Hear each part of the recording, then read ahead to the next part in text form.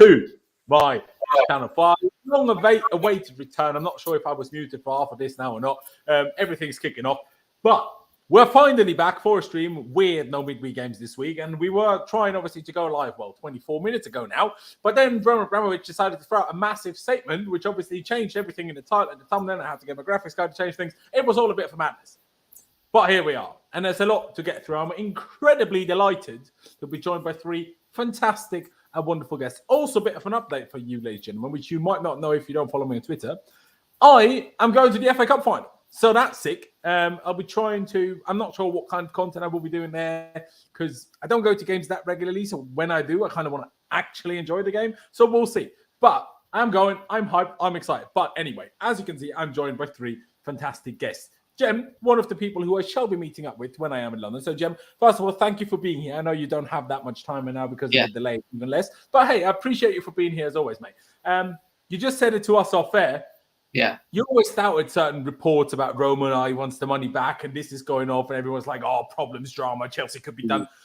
And now we have this statement. It's changed a lot of things. Don't spoil too much about the statement. Obviously, we'll read through it together. Yeah. But it's kind of weird. Like he's kind of basically said everything that's been reported almost in the last 2 weeks. Black. It's kind of been bullshit. Yeah. It's black. And listen, I even said it myself. I done a stream on this, especially when the Times, I think it was the Times that, if I can remember, actually brought it out saying that he was chasing this 1.6 million debt and that Chelsea were looking to restructure this money back into the initial sort of agreement, should we say, with the Boehly, for example. But yeah, for me, I just knew it wasn't.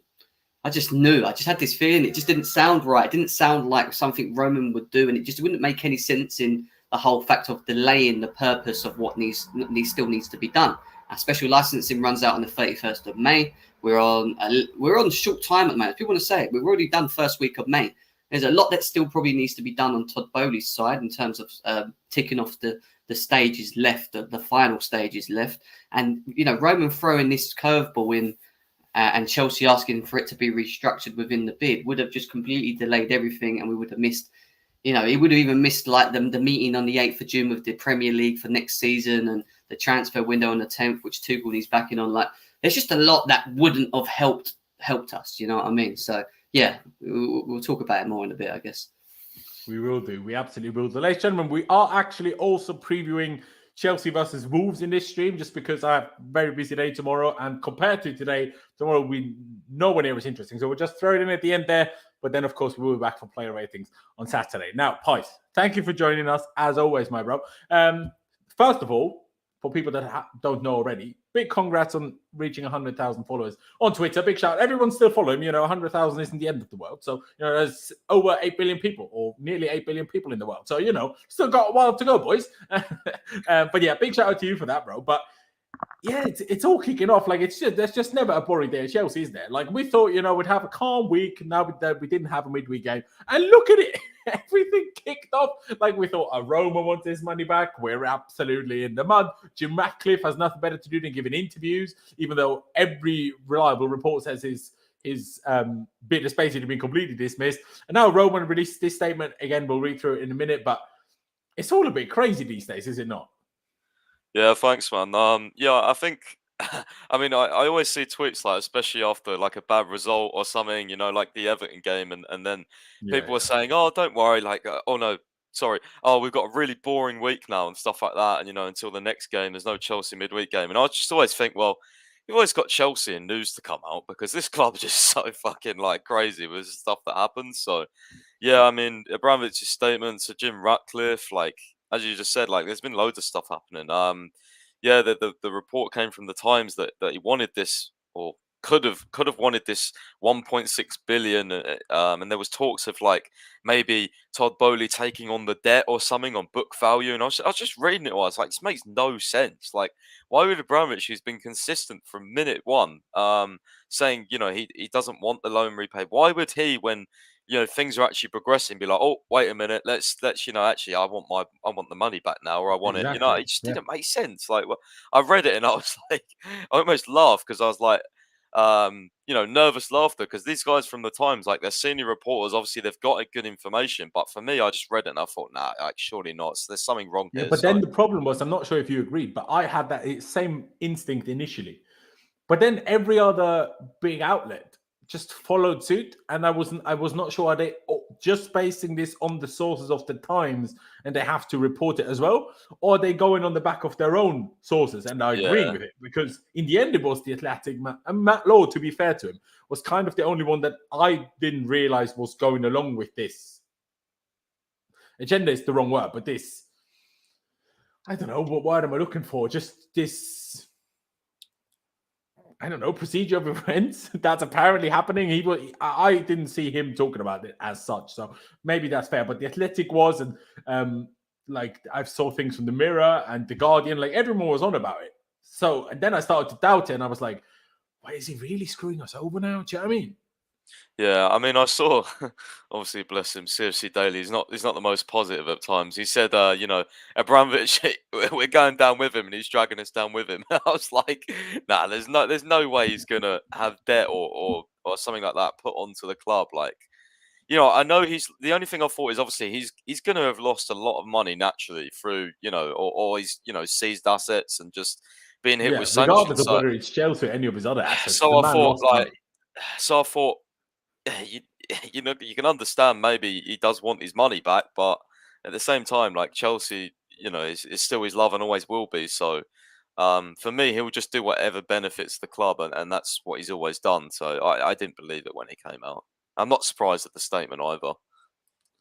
Fair. It's a very interesting statement because, like I say, it kind of it's an interesting statement in the sense of where it's so, I don't know how to word it, but where it's so clear towards certain things where I'm like, are you saying everything that's been reported on Causa Abramovich rather than Boehly has been wrong? Because essentially that's what it sounds like. So it's crazy. Again, we'll get through it in a minute. But Clutch, thank you for joining us as well. Of course, I mean, presumably also been a crazy few days in terms of news for yourself. Now that you see the statement, does that change everything again in your head, or is it all the same? Like, where's your head at these days? Well, I think to start, I mean, a lot of it I've just been decompressing after this week. I haven't been really on Twitter all like that. A little bit, not that much though, and most of the news I've been following is what you guys put in the group chat. So, and obviously we do put a lot in the group chat. So I think for me, I don't usually take these kind of reports at face value. I kind of wait to see, because you never know. I mean, Matt Law's been wrong before. They've all been wrong before. So I just waited until we get more news about things. Because, I mean, even maybe Roman's even lying. Who knows? But I would tend to trust Roman more than I tend to trust the journalists who make money off of stupid stories. So for me, it's just about, giving my opinion on the information that's known rather than speculating on other information. And like you guys have said, it doesn't sound like something Roman would do. Because, I mean, that would be like a complete 180 from his original statement when this whole sale process began, when he said, I don't want the loan back. All the money's going to charity, and it's just about getting it done. And now that we're pretty much at the finish line, where we hear that Boehly is pretty much ready to take over within the next couple of weeks, that things are that close. And then we hear that, that's something that doesn't sound like he'd do. So for me, it was all nonsense from pretty much the beginning. Yeah, it is a weird one. I mean, my favorite one of the last week was when, even though myself and Pies are, almost friends, shall we say, of Simon Johnson, but when the Athletic was throwing out articles like, oh, Chelsea, other players in danger after obviously Rudiger decided to leave, Reece James, Mason Mount, big clubs looking for them. I'm like, sorry, but what is this reporting? Like, I understand you need to report the interest, fair enough, but don't try to make it sound like it's a serious problem, because it's really not. Neither of them want to go anywhere. Neither of them are anywhere near close to the end of their contract either. So, like, what are you talking about? Like, absolute waffle. But hey, we'll see. Let's get up this statement by Chelsea, because I think we need to get through that before we can kind of talk about pretty much everything else. So let's start with that. Statement on behalf of Mr. Abramovich. At the bottom, it will specify that it was basically a statement by a spokesperson of his. This Chelsea website, man. Chelsea, please, when Todd Boehly comes in, or, just employ some proper website designers, because this is awful. Anyway, following speculation in media in relation to the sale of Chelsea FC, we would like to clarify the following points. Firstly, Mr. Abramovich's intentions in relation to gifting the proceeds from the Chelsea sale to charity have not changed. Since the initial announcement, Mr. Abramovich's team has identified senior representatives from UN bodies and large global charitable organizations who have been tasked with forming a foundation and setting out a plan for its activities. The lead independent expert has had conversations with government representatives and presenting the structure and initial plans. Mr. Abramovich has not been involved in this work, and it has been managed independently by experts with years of experience working in humanitarian organizations. Secondly, Mr. Abramovich has not asked for any loan to be repaid to him. Such suggestions are entirely false, as are suggestions that Mr. Abramovich increased the price of the club last minute. As part of Mr. Abramovich's objective to find a good custodian for Chelsea FC, he has, however, encouraged each bidder throughout this process to commit investing in the club, including the academy, women's team, necessary redevelopment of the stadium, as well as maintaining the work of Chelsea Foundation. Following sanctions and other restrictions imposed on Mr. Abramovich by the UK since announcing that the club would be sold, the loan has also become subject to EU sanctions, requiring additional approvals. That means that the funds will be frozen and subject to a legal procedure governed by authorities. These funds are still earmarked for the foundation. The government are aware of these restrictions as well as the legal implications. To be clear, Mr. Abramovich has no access or control of these funds and will not have any access or control of these funds following the sale. Despite the changing circumstances since his initial announcement, he remains committed to finding a good custodian for Chelsea FC and making sure the proceeds go to good causes. And as I said, this was released through a spokesperson for Mr. Abramovich. Now, what a statement. What a statement, Jim. What are your thoughts? First, he basically says, all right, why are people saying that I want this money back? I'm still trying to give it to charity, and then explains finally, which is good, explains how and what exactly this charitable organization is going to consist of. Apparently UN bodies and large global charitable organizations being involved, including governments as well, to make sure, nothing's dodgy going on here. And then also the fact that, where is it? Let me just find it. Such suggestions are entirely false, as are suggestions that Mr. Abramovich increased the price of the club last minute. Obviously, the report last week was that he increased or asked all the bidders to basically pay another £500 million more. Now, we of course never knew for sure whether that was true or not, or how much of that was true. Now, I'm not sure if that's necessarily directing at that, but there is no other last minute asking of increasing the price report that I can remember. So that's the only one that, in my opinion, this can really allude to. So what are your thoughts? It's crazy. I mean, if this spokesperson of Abramovich is telling the truth here, it's a madness. Like, all the journalists are in the mud, really. He's just came out and squashed them. And I love it. I love that he's done that, because it's like there's been so much and this is not against media, because I get their jobs. It's not like I'm here to dig them out and whatever else. But, there was a lot of talk around the worst that could happen. The worst that could still happen at this point, even though Todd Boehly was on his exclusivity stages, and we knew that he was on his road to, passing some of the final stages and potentially taking over the club. There was always still that sort of feeling in the air, especially when you look across Twitter, of certain articles coming out saying that we might not be able to meet the sale off time from the 31st, which is when the special licensing runs out. And, then there was talks about heavily on Roman. And when the 1.6 million debt was announced, and then there was an announcement saying that Chelsea had restructured the 1.6 million debt, or trying to restructure it into the whole thing. I'm sitting there thinking to myself, why would they give Todd Boehly exclusivity at this point? And bearing in mind saying that this is the final stages, but then do that. Like, I was trying to just understand it. And for me, I don't know how you guys feel, but I feel through this whole drama, and this is what I've called it. It feels like drama for me. The whole drama since Abramovich has announced that he's selling the club. I just feel that we've lacked so much It was just so much lack of clarity on certain things. We were always being spoon-fed things, and it was like make your own assumption from it. And like him coming out and doing this, which has surprised me. Don't get me wrong. I didn't think he would have done that. As he's just gone straight to the point, or his spokesman's just gone straight to the point and said, "Look, none of this is true. I've not asked for the loan back. That is basically BS. I've also not increased the bid by the 500 million that obviously we've heard through the articles as well." But then he's also mentioned the fact that the loan itself would be, is it just that what it says there about the loan itself would be frozen, and that there will be a legal procedure for that loan, if that makes sense, on the governed by authorities bit. So there's still that question mark of, does he still want it back? Does he not? Is he just going to allow it to be frozen at a later stage?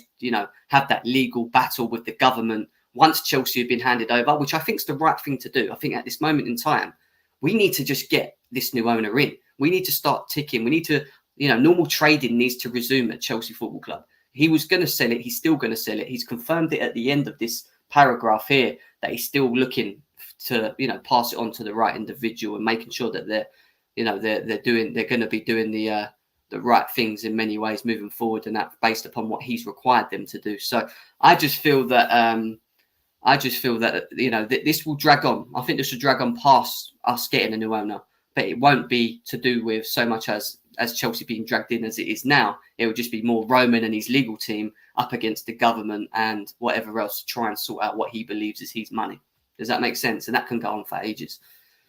Yeah, it's an interesting one, because if he obviously can prove that what he's trying to do with that money is basically give it to charity, and this charitable foundation has been set up, and he can prove that he has no kind of direct links to it, control over it, then I don't think I'm not sure how long the money necessarily will be frozen, because if he can prove that, there's not necessarily anything wrong with that as such, right? When you think about it. But yeah, no, I do agree that, this whole idea, and it also, hopefully, touch wood, ideally tonight, tomorrow, whenever. But what really will be interesting is once Russia, Putin finally stop invading Ukraine, what happens then? Will sanctions immediately be lifted? How long will it take? When will that happen? All of those questions are unfortunately questions that we don't know the answer to just yet. But this statement, let me take it to you, Pice. What are your thoughts when that came out? We weren't exactly expecting a statement by Abramovich today, were we? No, not really. I like the fact as well that past the obviously thing that he was talking about the money and stuff like that, he said that, or Chelsea have said on behalf of him, that Mr. Abramovich continues to look for a good custodian of the club, has kind of the whole way through this is encouraged to keep spending and investing and things like that. So, like, for the people that tell me, well, if Todd Boehly wins and people worrying about a private equity firm, just remember that Roman is going to box tick this off, by the way. So if Todd Boehly does win, then it's obviously not as bad as some people think it is. I just like to say that in terms of like the private equity and all that, because I know people are worried. But yeah, especially after Jim Ratcliffe made it a big deal out of it. That in itself tells me it can't be that big a deal, because otherwise Jim Ratcliffe wouldn't try to make it a big deal. Yeah, Jim Ratcliffe has sat down and interviewed, didn't he? BBC Sport. Quite interesting. I know fans lapped up the whole, his dream signing was Kylian Mbappe at Chelsea, and everyone was like, "Oh, get him in." Blah, blah, blah. But I don't know, man. Another striker that will cost a lot of money that can't do shit for us. For him. But yeah, I think it's too far down the stage now in terms of Boehly and Ratcliffe, to be quite honest with you. But who knows? We say this all the time. Something could change, but I highly doubt it. And I'm just, as I said before, I'm not surprised that this statement's come out. Actually, to be honest with you, I didn't expect it, but there's been a few statements. I think all of us could do with that right now. Yeah, there's been a few statements from Abramovich, or at least a couple, with this whole takeover thing. So they've done it before as well, where like they'll come out saying like clarifying reports, and it's obviously like this doesn't happen unless it's a serious thing. So he's obviously annoyed about it enough to say, right, I want a statement out to clarify things. So Yeah, I couldn't imagine he'd be too pleased once he saw this massive report from the Times stating false information. But yeah, Yeah, if they are genuinely false information, imagine you're this guy sat there, already have all this trouble on your hands. Yeah, I mean, whether or not you blame him for certain things, he certainly had clear involvement with Putin back in the day. That's why he's been sanctioned. I'm not sure how much proof there is of dealings now. I don't know, right? I just honestly don't know. But regardless of that, clearly he's been busy. You know, he's been involved with the peace talks, whether they are genuine attempts of him to broker peace, or whether it's a case of him being a secret man of Putin. Who the fuck knows, right? I don't know. But I know that the guy has plenty of shit going on. We know that for sure. I mean, he was bloody attacked with a poison attack and had to go to hospital, all sorts of madness. At least that's what's reported. And he sure didn't say that was false, I guess.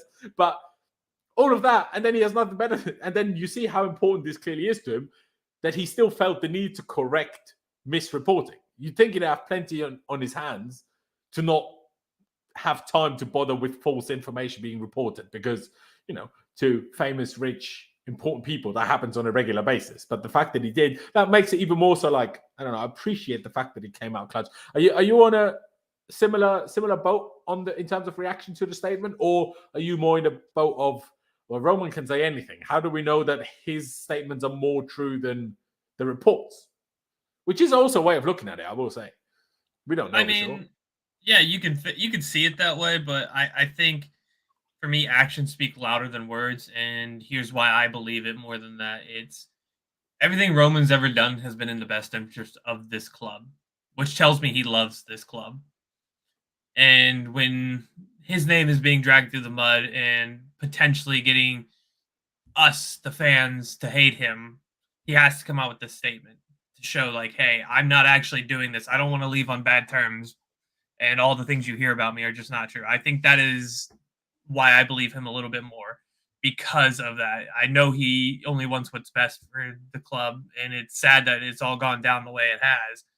And he has to leave something that he's essentially made his own. His own legacy is within this club. The trophies that he has brought since he's been the owner of this club. So for me, it's one of those. I believe it when I hear it from him. I don't believe it from journalists, because journalists, their whole goal is to get a click. That's what they want to do. That's their job, essentially. So you're gonna put stupid statements in the news. And I think I think for me it is sad. So I do believe it, and I'm glad that he did come out with this. There you go. I mean, just to clarify for people that might not necessarily have been aware of what's been going on. So essentially, Roman Abramovich has put around £1.6 billion into Chelsea Football Club over the years, essentially as loans in some way, shape, or form, if you will. Which, if a normal sale was to happen, he would either have to decide, do I want to give up this debt? Although then it's a financial fair play situation where, like, can you just do that? Then there is the debate of, okay, but his assets are frozen, so even if he wanted it back, he can't have it back. That's why there was a bit of fear. If he is adamant that he wants it back, but the government stop him from getting it back, then maybe he won't allow the sale. And that's when people lost their head a little bit, where it's like, what if the sale doesn't go through? We'll be in the mud if nothing is done by the 31st of May, because obviously we'll need to have a license by this Premier League meeting in early June. And if we're gone. Or the other thing is that he wants to pay the debt off himself, but because of sanctionings, he can't do that. Because that's. But how can he pay debt off himself though? Because the debt is to himself. But the debt's to himself, but he still needs to be taken from Chelsea. At the moment, this debt sits under the football club. So he could still initially clear the debt himself. It's just that he can't do that because he's sanctioned. So my biggest question is, who's paying the loan? Who's paying the debt? How is it like? I think so. My understanding of it, obviously, correct me if I'm wrong, either Pice or Gemma or whoever thinks I'm wrong. Essentially, the club was valued at £2.5 billion, and the club is being sold for £4 billion. So, in my understanding, in this £4 billion, this 1.6 billion debt is already kind of included in that. Because otherwise, where did the difference from the 2.5 valuation to the 4 billion that we're actually paying come from? I thought that was the whole idea of why that was the price. maybe Pius can answer this because you probably know. Is the debt of 1.6 billion what he's using as deemed as the charitable money?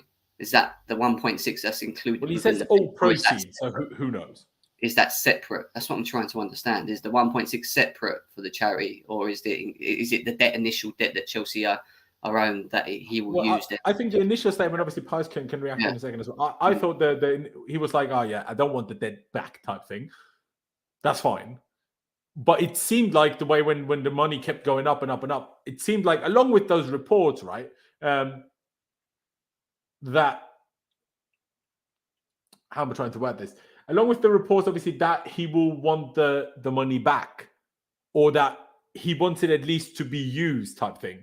It was like, okay, if we just include it in the sale of the thing, then the debt can't loom over Chelsea, if that makes sense. But why it don't make sense to me is that, was it Ben Jacobs recently? I know you're going to bring that up. He was saying that the shortlisted bidders were not interested in paying the debt because they don't know specifically what's going to happen with the fund itself, like where it's going to go, and that's why they weren't interested in paying the debt back. So what is it? I mean, Pius, any I don't know. To be honest with you, the whole debt and valuations, I'm just going along with the reports. Like I don't know too much about what's included in what. To be honest, it's all been quite a hard thing to understand and grasp. I know obviously that the valuation was 2.5, right? And he wanted an extra 1 billion, which was to be invested for team purposes, academy, infrastructure, that thing. So that takes it up to what, 3.5, and then but then a lot of reports are saying it's more going to be towards 4 billion. So I don't know. I don't know what's included in it. I guess we'll get details whenever. I guess we don't know how the bid is broken down. That's the problem. Yeah, we don't know how the bid is broken down, because there is Dexter as well this way. Again, I'm not sure if that's true, but that's one other perspective. The total sale value will include billions pledged to spend towards club investment plus the actual sale proceeds, believed to be 2.5 billion, 1 billion to charity, 1.5 billion frozen and held by the government. And he asked, who will the money go to if Roma can't receive it? I said, well, as of right now, UK government. The question is, will UK government use it, or will UK government hold it until Roman Abramovich's sanctions are lifted, and then he can, because it's his money, then he can put it into this charitable foundation towards, as he worded it back 2 months ago when the initial statement came out,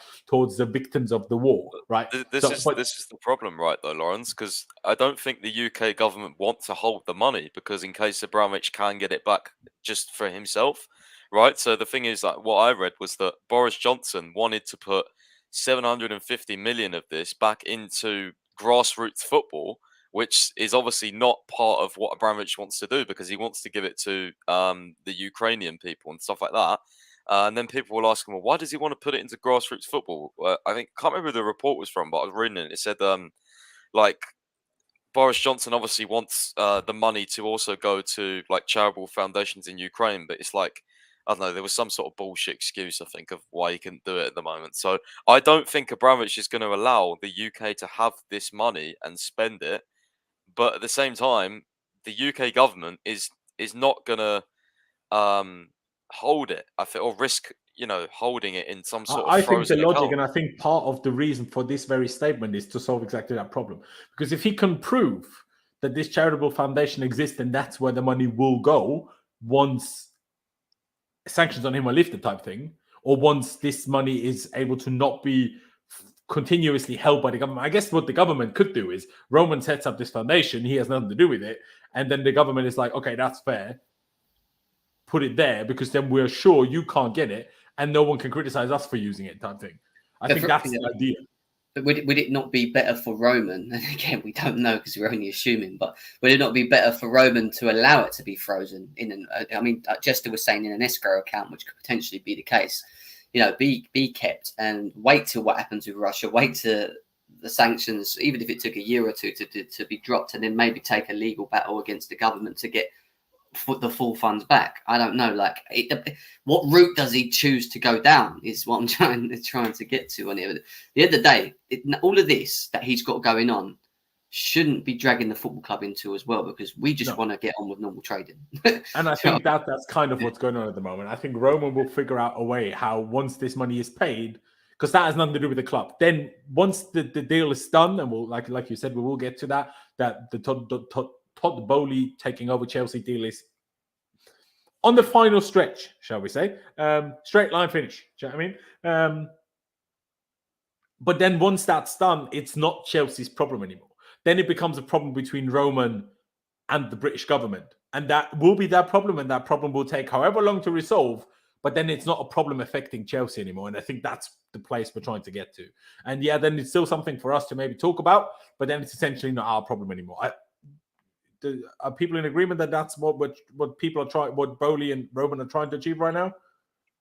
Yeah, most likely. I can't see. I think Roman probably wants it in this account so it can just hold, and then he can get it back and do what he wants with it.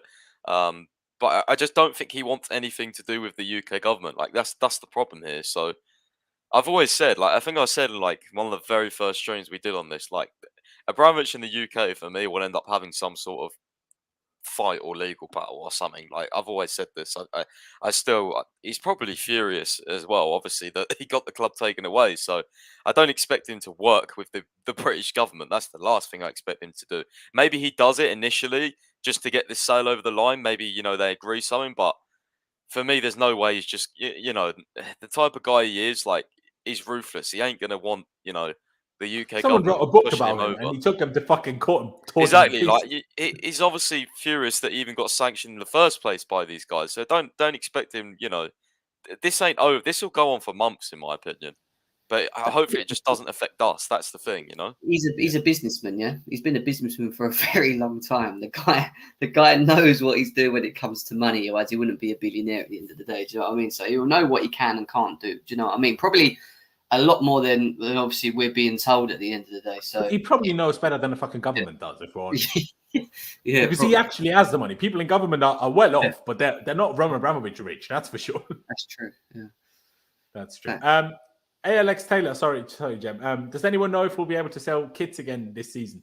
I'm not sure necessarily this season, but once the takeover, the sale is completed, whether that may be on the 31st of May, a little bit before, whenever it is, then from that day onwards, presumably, we'll be able to open club shops again. The website will be able to open again, and we will be able to buy kits. Although chances are by then we'll have announced a new kit. Question is, will that still have 3 on it, or will that have somebody else on it? But that's also a question for Todd Boehly to figure out. But yeah, Clutch, any final thoughts before we move on from this statement on behalf of Roman to the reports about Todd Boehly nearly being done by the club? No, just we need to get a new owner pretty quickly. Personally, by the way, I think this is all typical over-dramatization by the media, by the way. Even if, in my opinion at least, I could be well wrong here, it's only my opinion. If we are, if even the deal, for whatever reason, unless it's a problematic reason, is not done at the sale by 31st of May, I do not believe for one second, we'll be banned from the Premier League. No chance that will happen. Let's just extend the thing for another 3 days and another 5 days if it so needs to happen.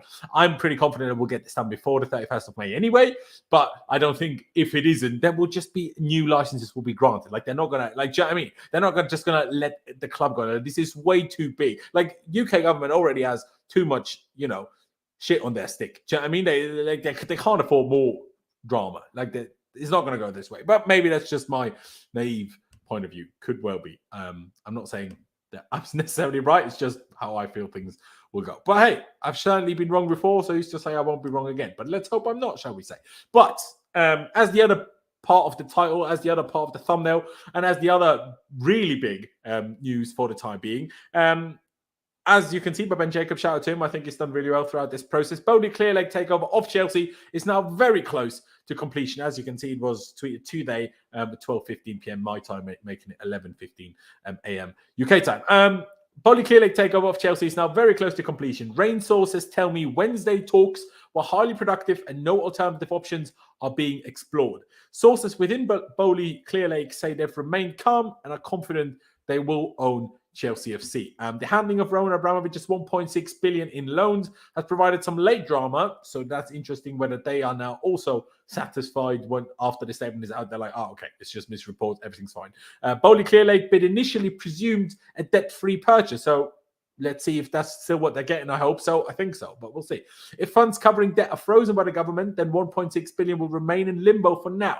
That will be enough to complete a sale by May 31st. So even if he does want the money back to some extent, even if it's not directly to him, but just his control to give to charity type thing, the sale should still be able to go through. And then that 1.6 billion is for Roman and maybe Boehly and Clearlake and the government to worry about, not Chelsea, if that makes sense. This plan has not fully resolved the debt, the original hope, but it does suspend it and allow a sale to go through. It will be interesting to see what happens when sanctions against Abramovich are lifted. Boehly Clearlake, like Broughton, were never prepared to engage or pay Camberley, which is a company, I think, based in Jersey, one of the Channel Islands, which not officially, but rumored to have some sort of links to Roman Abramovich. The main reason is because they couldn't do any due diligence and be sure who the money would go to. Pice, we have this was before the statement from Roman Abramovich or via Roman Abramovich, I suppose. So it's not all direct, but essentially the news are still the takeover is very close to completion. Positive talks yesterday, so one step at a time, but we're moving in the right direction, right? 100%. I think this makes things better as well because they don't have the debt thing looming over their heads now. So I think this probably even just speeds it up even more, to be honest, because if he doesn't want the money back, then what's any more hurdles in the sale? There's no more hurdles. This was the last hurdle, so or potential hurdle. It's obviously not true. So yeah, I mean, Boehly's like I've always said he's been the favourite from the start. I'm not surprised. Like it seems really smooth sailing as well in terms of like obviously there's no official announcement yet. Like we don't know when the week of exclusivity ends.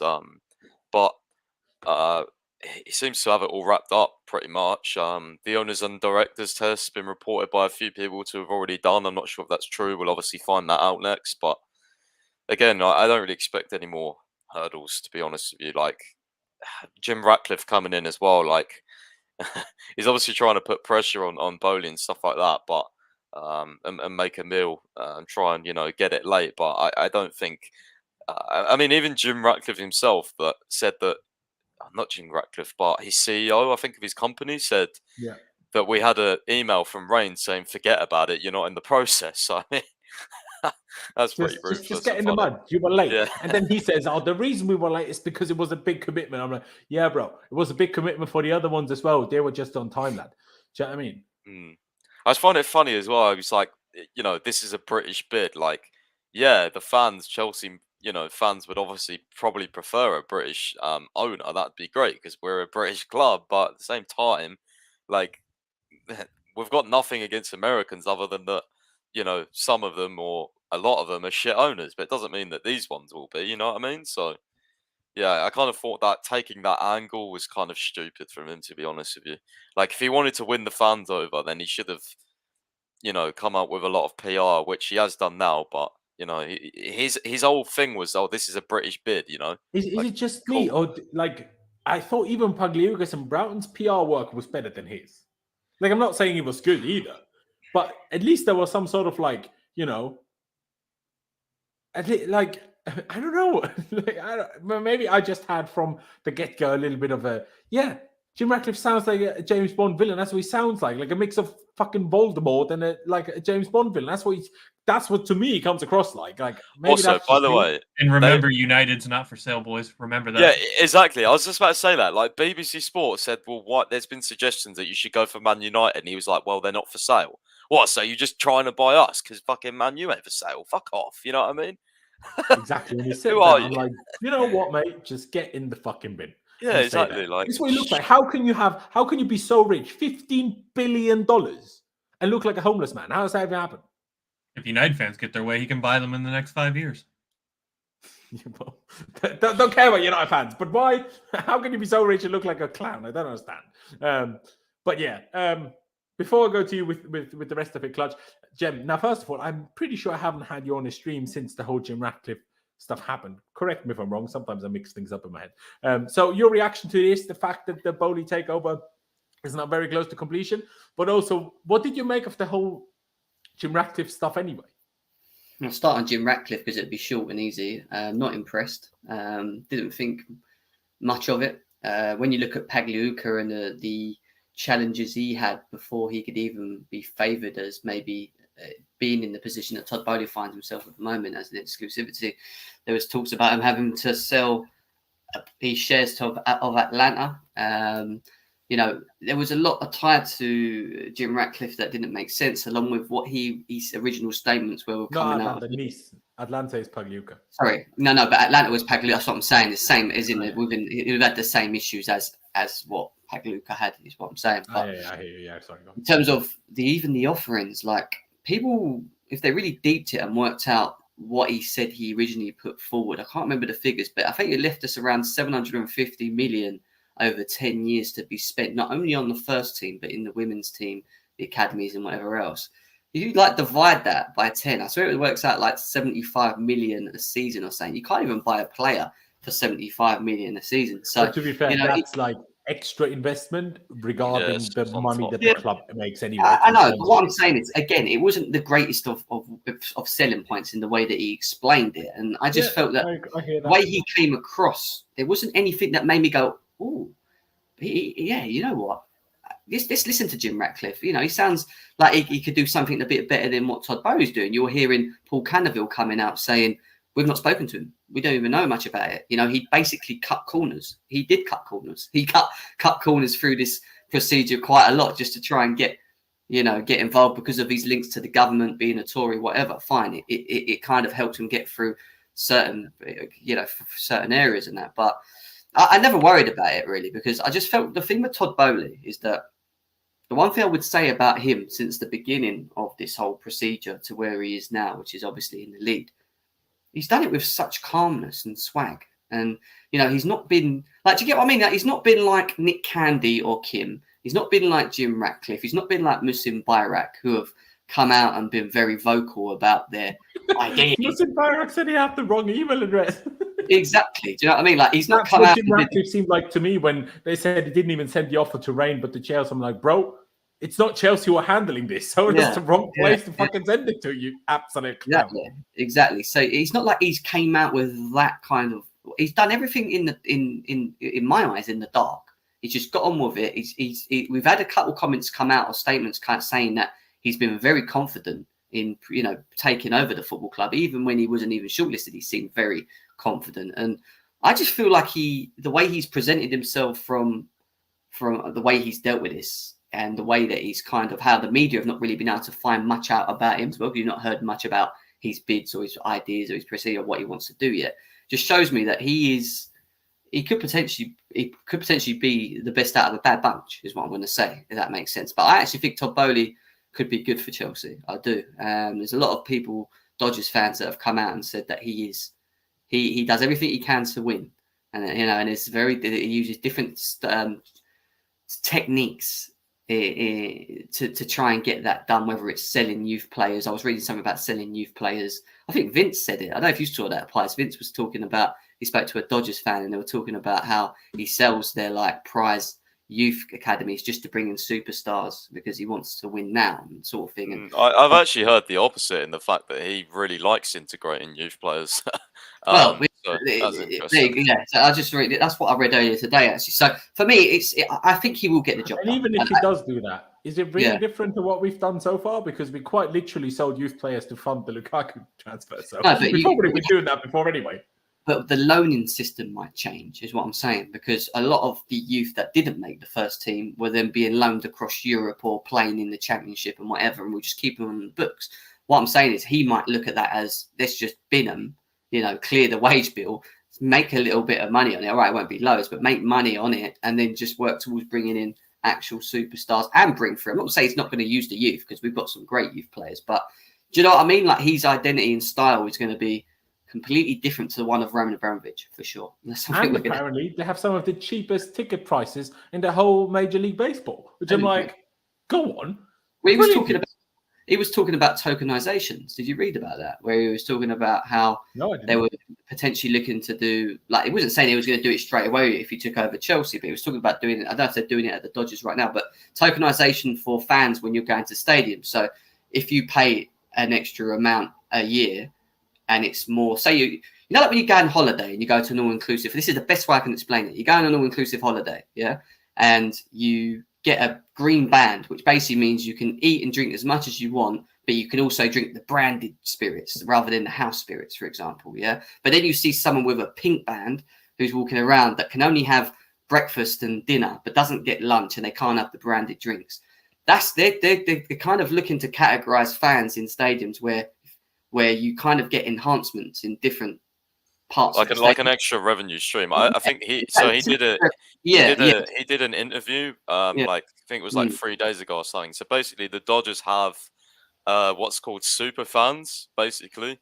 And he was talking, he name dropped Chelsea, and he said, so for instance, if you go to the Greece Chelsea camp in Greece, if you go to the Chelsea camp in Greece, they basically have so parents will send their kids there, and they basically say to the old players, well, you come and teach football from 9 to 12, we'll pay you to stay in our hotel, that sort of thing. They get kitted out in Chelsea gear, and he was like, that's great and stuff like that. So maybe he's, I don't know, maybe like for instance, if I'm just throwing an idea out there, like if you have a certain, like if you're one of these fans who pays a bit more, potentially if you've got kids, maybe Todd Boehly as part of Chelsea, like sends your kid out to this Chelsea camp sort of thing, free of charge. You know what I mean?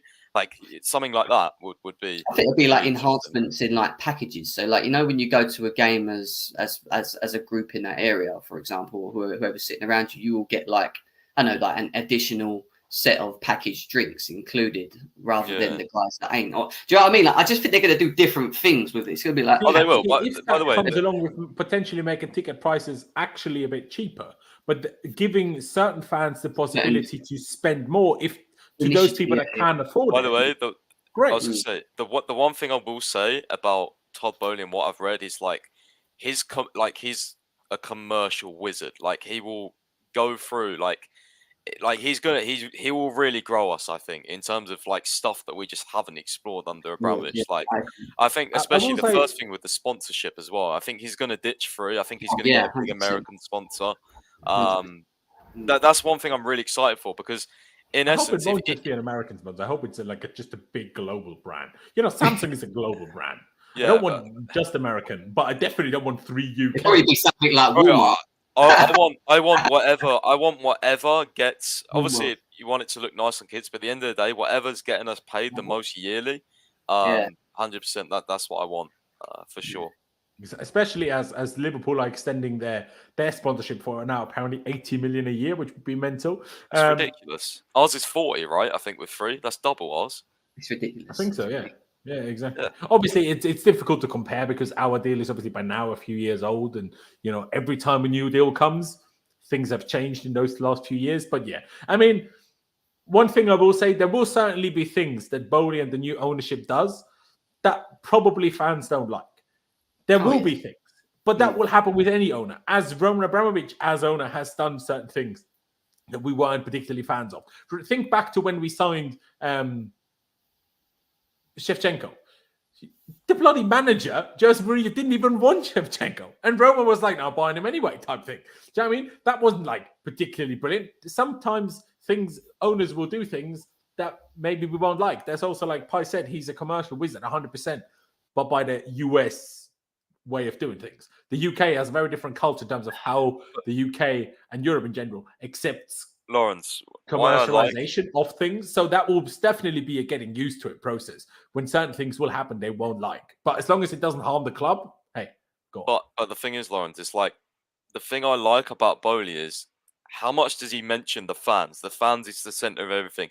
The fans' opinion matters the most. So if he does something that a lot of the fans don't like, I think he will just I don't get egotistical American vibes from him. You know what I mean? Like I don't get Glazer vibes. I don't think he's going to come in and just be like, right, well, I'm just doing whatever the fuck I want. I'm doing, you know what I mean? I don't get that vibes from him at all. And the Dodgers, he doesn't do that with the Dodgers. So if fans don't like something, especially because he's got fan representation on the board, and he's engaged well with all the supporter groups, like I just can't see him doing stuff that majority of fans don't like. So if there is that situation, I think it will get resolved like pretty quickly, or an alternative option will be explored. You know what I mean? Like, I don't think he's this egotistical guy. You know what I'm saying? Like, I would say that's not how he does things. Just pause, hold it a second, because Jem needs to go. Jem, appreciate you very much for giving us your time.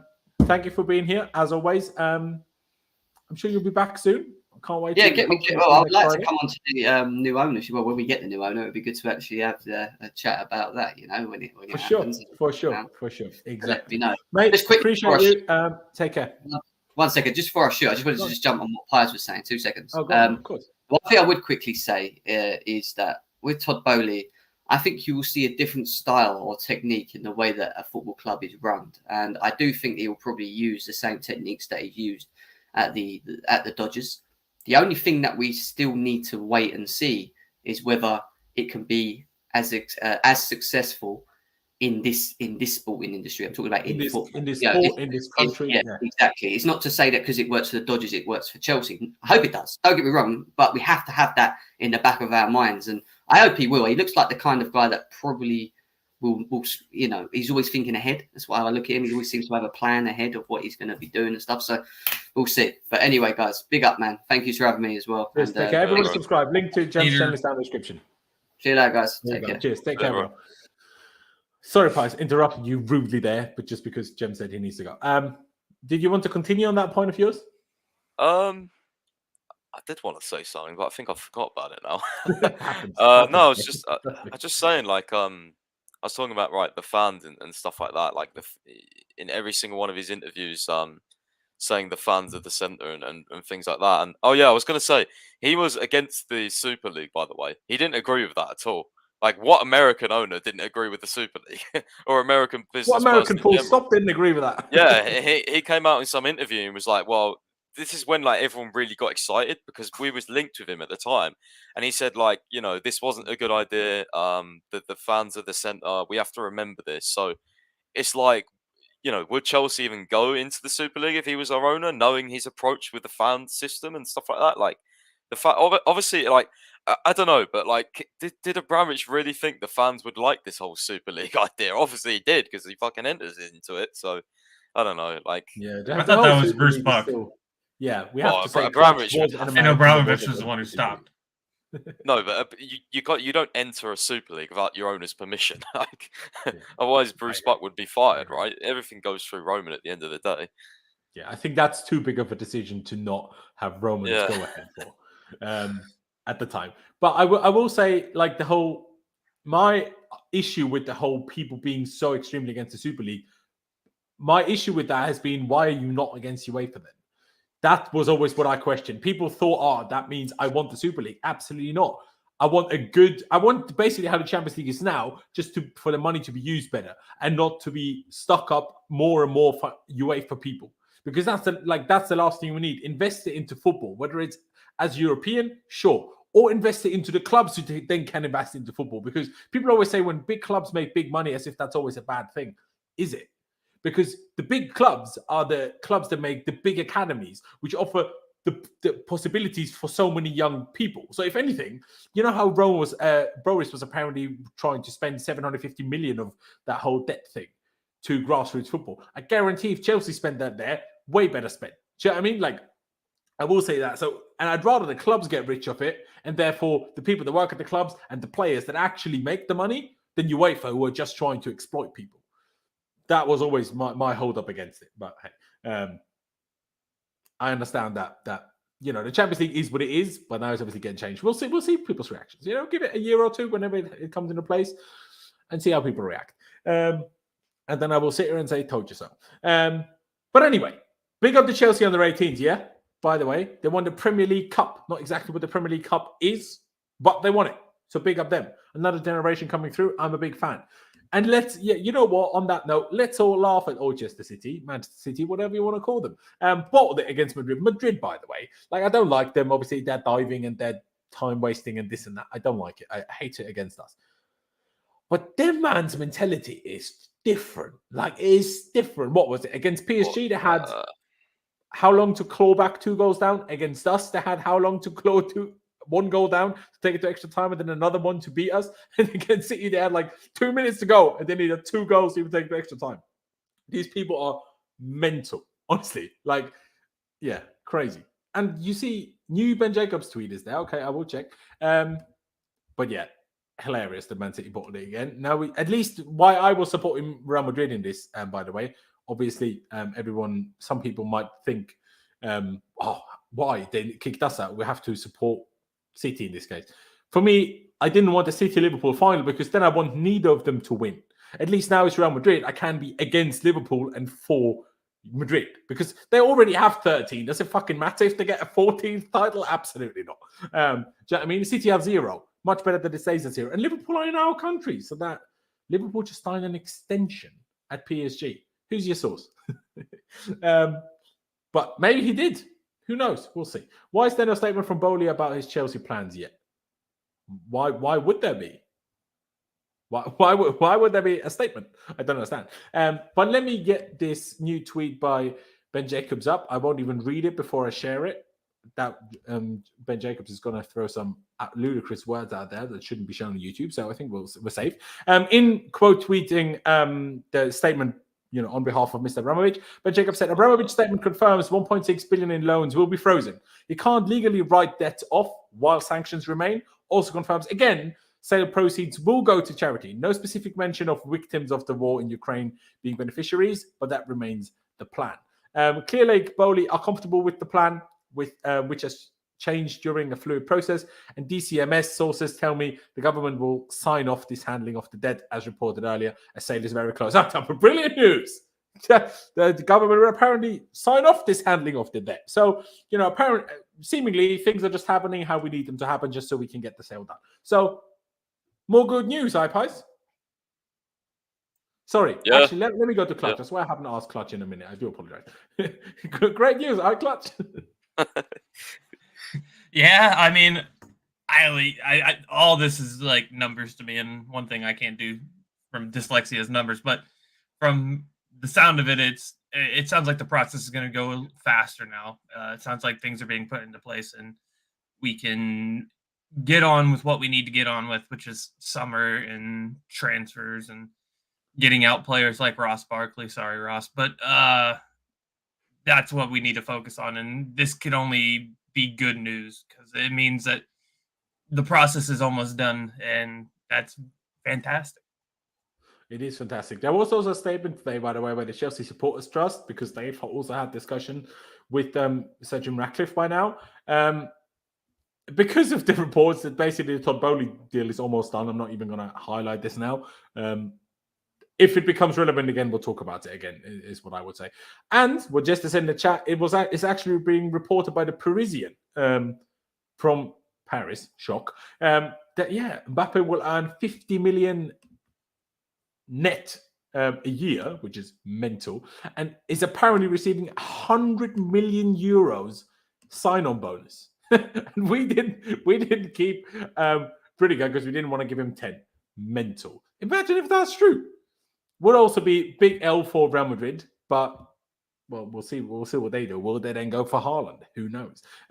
Interesting if true. I mean, PSG. Pies, you probably know better than any of us. Is the Parisian a reasonable source or? No idea, bro. I think Chelsea don't usually buy players from PSG apart from Silva and got them on free. So, I've seen this source a few times, but I'm no idea on the reliability. And also, like, it's coming out from Paris, so it could be true or it could be. Well, I mean, I don't know why it'd be PR. Yeah, it could be both. On the one hand, it could mean they know better than anyone. On the other hand, they do want Paris positive news, so it could also be wrong in that sense. Yeah. Exactly, yeah. But I don't know if that's true. Then Jesus, like that's ridiculous. That's money talks. Stupid money. Stupid money talks. Pice, as I have you here now, Max Football Fans Channel has asked. Earlier, he asked, why has Todd Boehly not made a statement? Now he said, well, other bidders have made statements except Todd Boehly. Jim Ratcliffe doing an interview with the BBC, for example. Now, personally, Jim Ratcliffe did an interview even though he was told he's not in the process. So I'm not sure if that's a positive. But what would you respond to? What kind of statements as such do we have of Todd Boehly? Or do you think it's a good thing that he hasn't done anything until it's confirmed type thing? I've always liked that he hasn't been on this kind of like media PR train trying to push, why he's so good and stuff. Like, I think the closest we got really was from Daniel Finkelstein, who, when he first joined the Boehly bid, he kind of like did this massive write-up section on his, not notes, but it was like on a plain document thing about why it's so good. And that's like, that's the only time I remember where everyone was like, oh, it's PR, blah, blah, blah. Boehly's getting these guys on the board because, they're Chelsea fans, whatever, another Nick Candy and all that. But that was ages ago. Like, that was right at the start of the very process. Since then, he's kind of, I think Jem said he's kind of like just handled it, so smoothly. Like, he clearly wants Chelsea because he tried to buy us in 2019. And I guess it's I kind of like the owners that are kind of like actions over words kind of thing. Kind of reminds me of Roman. Like, Roman doesn't really talk. I expect probably Boehly to do some sort of interview when he when he takes over. But for me, I kind of like it, to be honest with you, because there's just I reckon it might even be a Chelsea TV interview that he'll do. Yeah, like, you know what I mean. Like, he's been to two Chelsea games, but he's kept the low profile. Like, he does. By the way, do you remember when Nick Candy was walking towards, where Sky Sports interviewed him outside the ground for one of the games, and he was like, best bids Friday, and I'm a Chelsea fan and all that. Like, that was 100% set up. Don't tell me that Nick Candy didn't want to be filmed and that sort of thing. That was set up with Sky Sports, so there's just been so much PR throughout this whole sale, and it's I think it could be kind of nice that he's just kind of, his intentions are in his actions by, doing what he has done and going through with everything that, his bidders said that they're going to do. So throughout this process, but yeah, that's what I think. I think it could be a positive. There you go. Max has continued with another comment saying, like, I wanted to explain his plans and what Clear Lake Capital will do. Now, number one, if that's what you want to hear, you have maybe slight, I don't know, misremembering what exactly the statements by Pagliuca and Broughton and stuff were, because they definitely didn't go into details as such. Maybe Jim Ratcliffe did, but it's easy to do when you know you're basically out of the process. It's easy to say anything. No one will ever he will never have to stand by those words because he will never have to prove it, because it's not happening anyway. So it's easy for him to say whatever he wants to say. Now, my personal understanding of everything that we've gathered, although, we gathered these things just like we gathered the whole debt report thing, which Roman said, well, that's bullshit. So who knows whether all those reports are not also bullshit.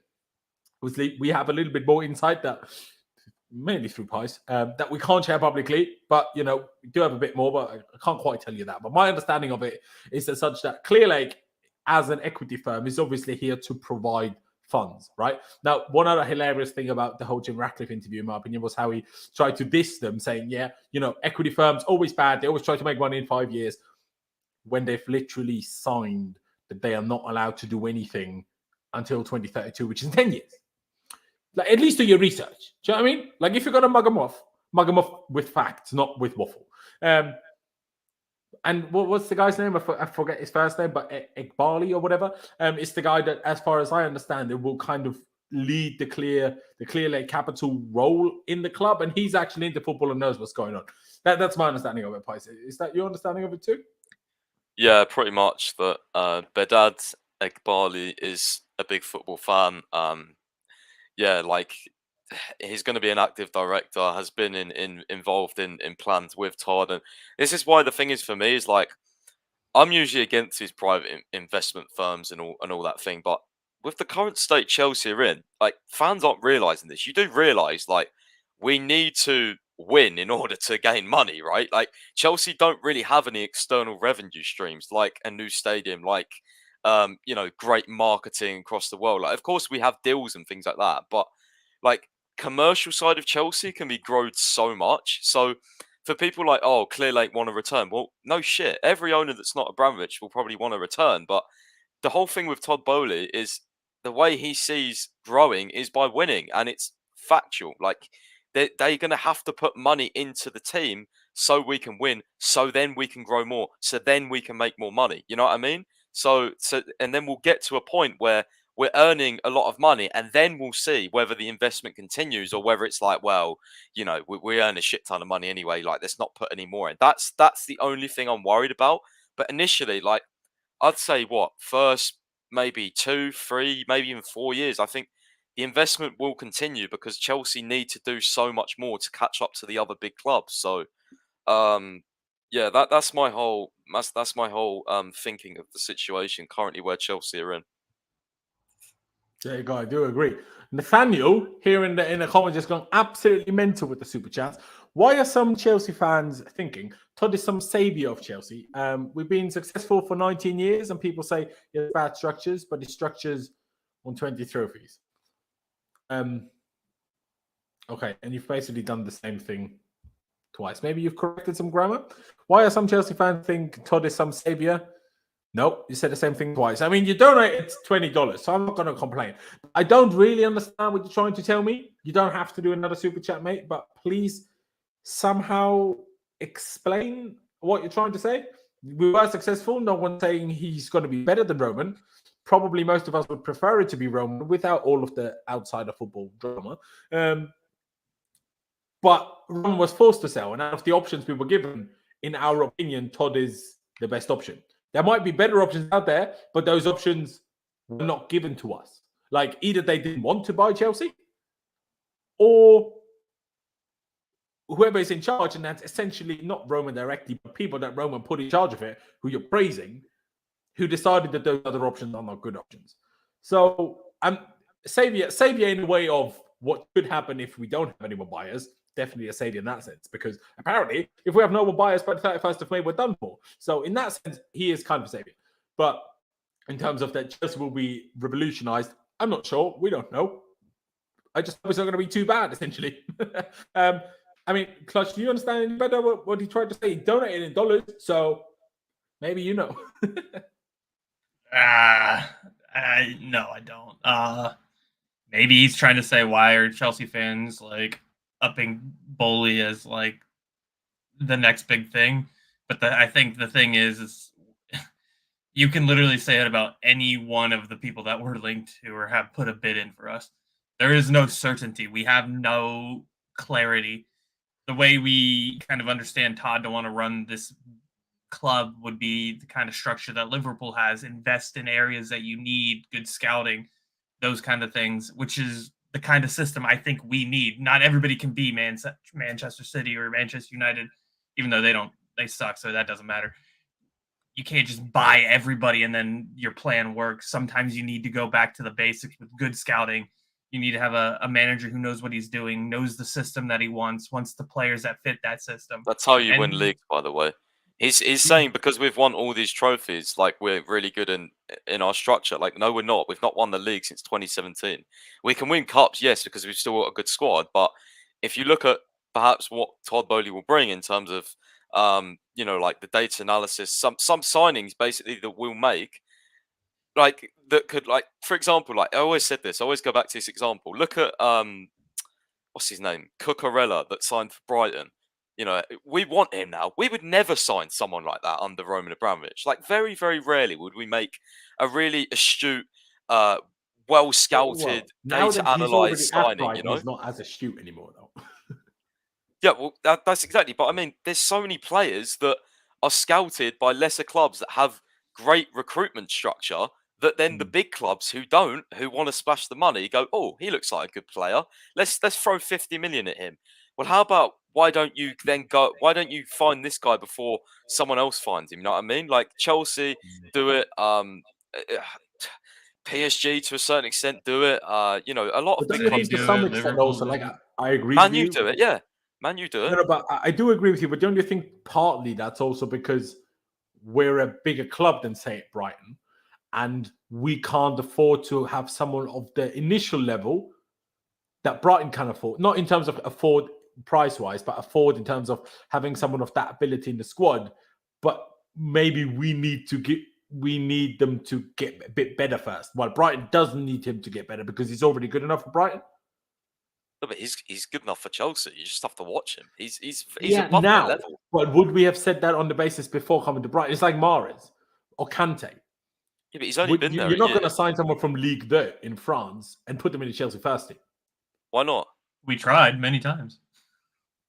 No, I mean, we haven't. But why not? It's because they're very like a rough diamond, right? So you need to teach them a lot of things.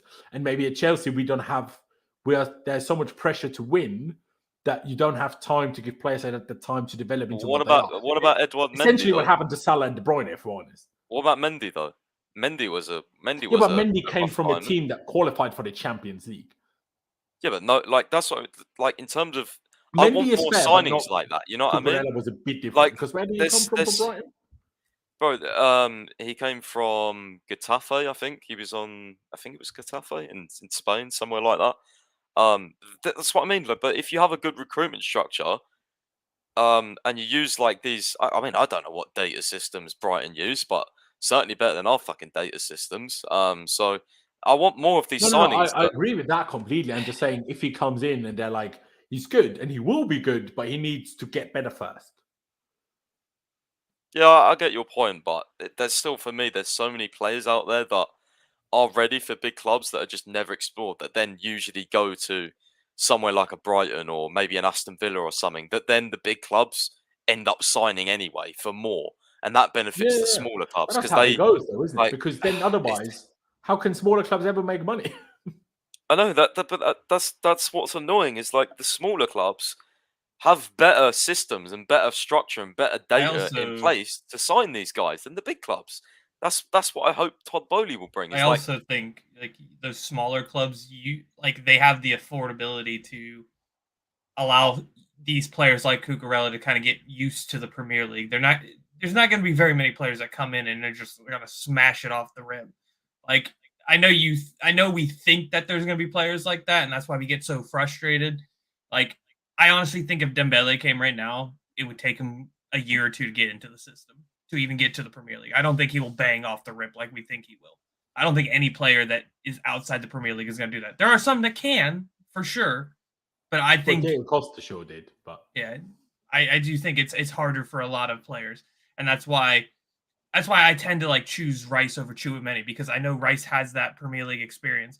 I don't know how long it'll take Tchouaméni, because I do think he's a great player, but I don't know how long he'll take to actually get to that level we want him to be. And we need him to be at that level to start, right? So that's where I think those kind of players come into. Part of the problem, though, like I agree with you. For a DM, we definitely do need that. But look at City, look at Liverpool. They signed Keita, didn't play him for like a year. Now he's good. They signed Tsimikas, didn't play him for like a year. Now he's good. They signed Fabinho, basically didn't play him for half a year. Now he's great. Do you know what I mean? Like when you have a squad good enough to sign players and make them wait, it works. But when your squad is in such desperate need of acquisitions that you don't have at that time, that becomes a problem. So once we get our squad to a stage where we can sign a wing-back backup that maybe won't work from day one, but will be great from month 6 or month 12, we can do that. But once we need it to be in a starting 11 tomorrow, we can't do that. Do you know what I mean? But then that's the problem, because what you're saying is essentially, well, for our starting 11, we need to go out and not sign these data-driven signings. We need to get assured acquisitions that are going to cost 70, 80 million each. Like, you know what I mean? Well, like, it's... I'm sure there is data, but I'm sure part of the data is whether you're doing it in the Premier League or not. Surely that's part of the data. Like, even Kunde is going to cost 50 million, you know? Like, he's still it's still a risk. But, you know, like, he's coming from Sevilla, not like the second division in France. Like, or even Getafe. Like, Sevilla and Getafe are not the same thing. But still, like, for example, something Chelsea would do is spend 50 million on Paul Torres instead of 20 million on the Torino centre-back, who plays in a left centre-back and a back three, when Torres plays in the 4 and plays usually in the middle when he plays in a 3. That's the sort of thing Chelsea would do. Spend that extra 30 million on Paul Torres because he plays for Villarreal. You know what I mean? Like, Chelsea just don't have they don't have. But do you think Werner is a better player than Paul Torres? Well, I don't know, but that's what I mean. Like, that's because Bremer, I say I can't even make a judgment. I've never watched him play in my life, so what can I say? I don't know. I don't know how I'm trying to say this, but like Chelsea just go for like the big name. You know what I mean? They go for like what's what's hot property. They're you know what I mean? they're an opportunist club. They go for the Yeah, best like we opportunity. just we don't have enough. We don't trust whatever structure, whatever scouts there is to make a like a type of signing that I don't know how I'm trying to explain it. I know what I'm trying to say, but I don't know how I'm trying to explain I get it. what But you're you know what I trying to say, mean? but Like, I think you got to include into it though what the squad role will be, right? Because we're replacing Rudiger. We're not replacing him alongside. If you're replacing him alongside, do what you said. If you're replacing Antonio Rudiger, you can't just buy someone that has no experience of a higher pedigree. no, but like, okay. So what I mean is, like, Chelsea seem to think that, especially when it comes to replacing players, that the best option is to spend a lot of money. And more often than not, like when we've done this, the ones we spend a lot of money on have not worked out. So, like, for what I'm trying to say is, like, Chelsea could. Or you remember when we wanted to sign Jan Oblak, right? For like 90, 100 million, whatever. We thought we was gonna, we was that was kind of like set in stone. We was gonna do it, but we didn't in the end, right? And we went for first we tried to sign Hudson, but then that didn't work. yeah, but like we was gonna sign Oblak, but we ended up signing Mendy. I guarantee you, Oblak wouldn't have been as good for us as Mendy has. That's just how Chelsea work. So like, I want to see more of these signings where we spend 30 million instead of 60 million, because they're the ones that seem to work. And that's what I think. I don't know. It's just. But Mendy is a bit different still because he wasn't super young, right? I agree. That also needs to improve as well. We need to get the right age balance. Like, I kind of don't like the fact that all the defenders we're currently targeting are like 20, 21 years old. Like, I've said Torres the other is day. 25. Yeah, and of course that comes into play. Also, this Bremer guy that we've apparently watched is 25, but is he? Okay, I thought it was younger. Yeah, we need to, like, if we're talking about Rudiger, if you're 25 and playing at Torino, like, yeah, but then we said that we need. we Like, said it might be good. I don't know. Like I said, I haven't watched it, but why are you not at a high level? It's like when we were linked to that Hungarian guy from Fenerbahce or wherever he played, and I'm like, if he's at Fenerbahce at 23, I don't want him. Yeah, but again, there's just what I mean. There's so much opportunity out there. Players that just never get noticed. You make a very good point. But Pies, react to HM's comment here. We've signed many gems for the first team. How many other than Mendy? Name me the last one. Team? Yeah. Over the years, maybe you could say Iron Robin back in the day, but like that's a long time ago. So let's say since 2005, how many gems that actually worked out? Like Aspi maybe. Aspi's a gem, yeah. Good job. Yeah. Trying to go from defense to midfield to attack. Petr Cech was sure, but again, super long time ago. But I don't get this guy's comment anyway, because of course, if you have all those transfer windows, of course some of them are going to be gems. But look how much trash we've bought as well. We've signed more trash than gems, so I don't get why. Like, I can't. Like, honestly, Hazard isn't a gem. I mean, the whole world was trying to sign him, so that isn't a gem. I mean, it is a great player, but not like a hidden gem. Everyone was trying to sign him. Maybe Juan Mata, you define him as a bit of a gem, but he was also like somewhat known. He was a super talented player from Spain, and he was going the best player through all the Spanish youth teams in that age. Do you know what I mean? So like maybe Oscar is a gem, but how did that work out? It got us a lot of money, but how did it work out on the pitch? Kante, I guess, but that was more because of Premier League. You know what I mean? League, like, though, at Leicester, true. Ivanovic, maybe. Where did we sign him from? That was probably somewhere in Russia. I think. Yeah. Someone. Okay, he's putting it. Alex, the centre back, Oscar, Cahill, Malouda were all gems.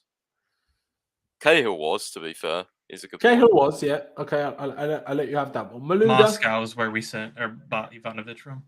But I don't get this guy's comment though, because if we go down the list for the trash we've bought, I can tell you it'll be 2 times as long as list as yours, HM. So you know what I mean? Yeah. Exactly. I mean, can't even count. I mean, maybe Rudiger, but Rudiger only turned into a gem the last 15 months. Wasn't a gem before. And no, you definitely can't count Kovacic, who we signed from Real Madrid. You're definitely going to count that. That's for sure. I mean, I love him, but he's not a hidden gem. David Luiz first time round, yeah, maybe from Benfica. Obviously, Matic. I mean, we had Matic originally, and then obviously sold him and signed him back. So, Matic like, we've was had a a few. fantastic signing. Matic was Yeah. so good, bro. I loved Matic. I mean, I hate him, but Yeah, I was gutted when he went to Man U. I was like, "Fuck's no, sake." I was triggered when he posted his Insta story where he was like he went to United to win trophies. Hasn't won a trophy Oh, since, mate. the little mug. Bro, guy was so good for us. Yeah, but like we've certainly signed gems, but it's not on a level of Kante and Mahrez when Leicester signed them. Like that is a different breed of gem, and also a Cucurella is a different breed of gem to what we signed. Like they're way more under the radar towards things we signed. Of course, we signed young players and talented players, but super talents, even if they're still low down the footballing pecking order, shall we say, because they're young, that's not as hidden if they are globally known as this super talent, like a De Bruyne. You know, everyone was after De Bruyne when they were young. Same with Lukaku. We just signed super talented players in Belgium. Yeah, they're gems, but it's not like signing a 20-year-old from the Ligue 2 in France. That, like, is to me, is different. Maybe some people see it as the same thing. Fair enough. But, you know, as I was saying, sources close to Kylian Mbappe deny any agreement reached with PSG or Real Madrid. Fabrizio Romano. So, Parisian in the mud. Or Fabrizio in the mud. We shall find out. But let's quickly, unless anyone has anything big to still say about whole takeover and everything. By the way, guys, please subscribe. We're on the road to 15,000 subscribers. We'd love to get there by the end of the season. So, every new subscriber counts. Please hit the big red subscribe button down below and smash the like button for me. Let's get to at least 150 likes. We're definitely nowhere near close. So go down below, smash the like button. Just one click of a button. Doesn't cost you any money, barely cost you any time. But yeah, let's quickly talk about Wolves tomorrow. Now, obviously, not tomorrow, on Saturday. The press conference, of course, is tomorrow, so we don't necessarily fully know who's fit and who's not. What we do know, though, is that Callum Hudson-Odoi is back in training. Now, probably not going to be in the squad for after 2 days of training, considering he's not, or 3 days of training, considering he's not played in what, like 2, 3, 4 months at this point. Like I can't even, like, the last time I saw Callum was always so long. But he's got a new haircut, so maybe it's better now. Mason Mount was better when he cut his hair. Excuse me. So, you know, maybe that works for him too. We have no idea. Is Kante back? No idea. Is Jorginho back? No idea. As in back, because obviously he had to be subbed off against Everton. So I don't know. Maybe if things hit me, I'll decide again tomorrow. I'll do another preview anyway, but I doubt it, right? So with that said, we need to win. Like people, like I was talking to a Man United fan mate of mine, and he's like, "Why are you stressing? Just because you've got top 4 secured anyway." I'm like, bro, you think that, which is fair if we get our expected results. But beating Everton was an expected result, and we didn't do it. We should have beaten Arsenal. We should have beaten United, and we don't do it. So if we keep not beating teams that we should be beating, Wolves, Leeds, whoever else, then we could be in trouble. Of course, if we just beat Leeds and Wolves now, we're fine. But who knows whether we will. So, Clutch, how are you feeling ahead of the game on Saturday? Not great as I normally am. I mean, everything seemed to go around for Everton, you know. Everton's a low point for us. It really is. I'm sorry. Everton are a relegation side. A lot of fans wanted us to throw the result for Frank Lampard. There was a lot of things that was just like, if we lose to Everton, I'm going to be really sad. And guess what? I was really sad. But maybe this week off did something for us.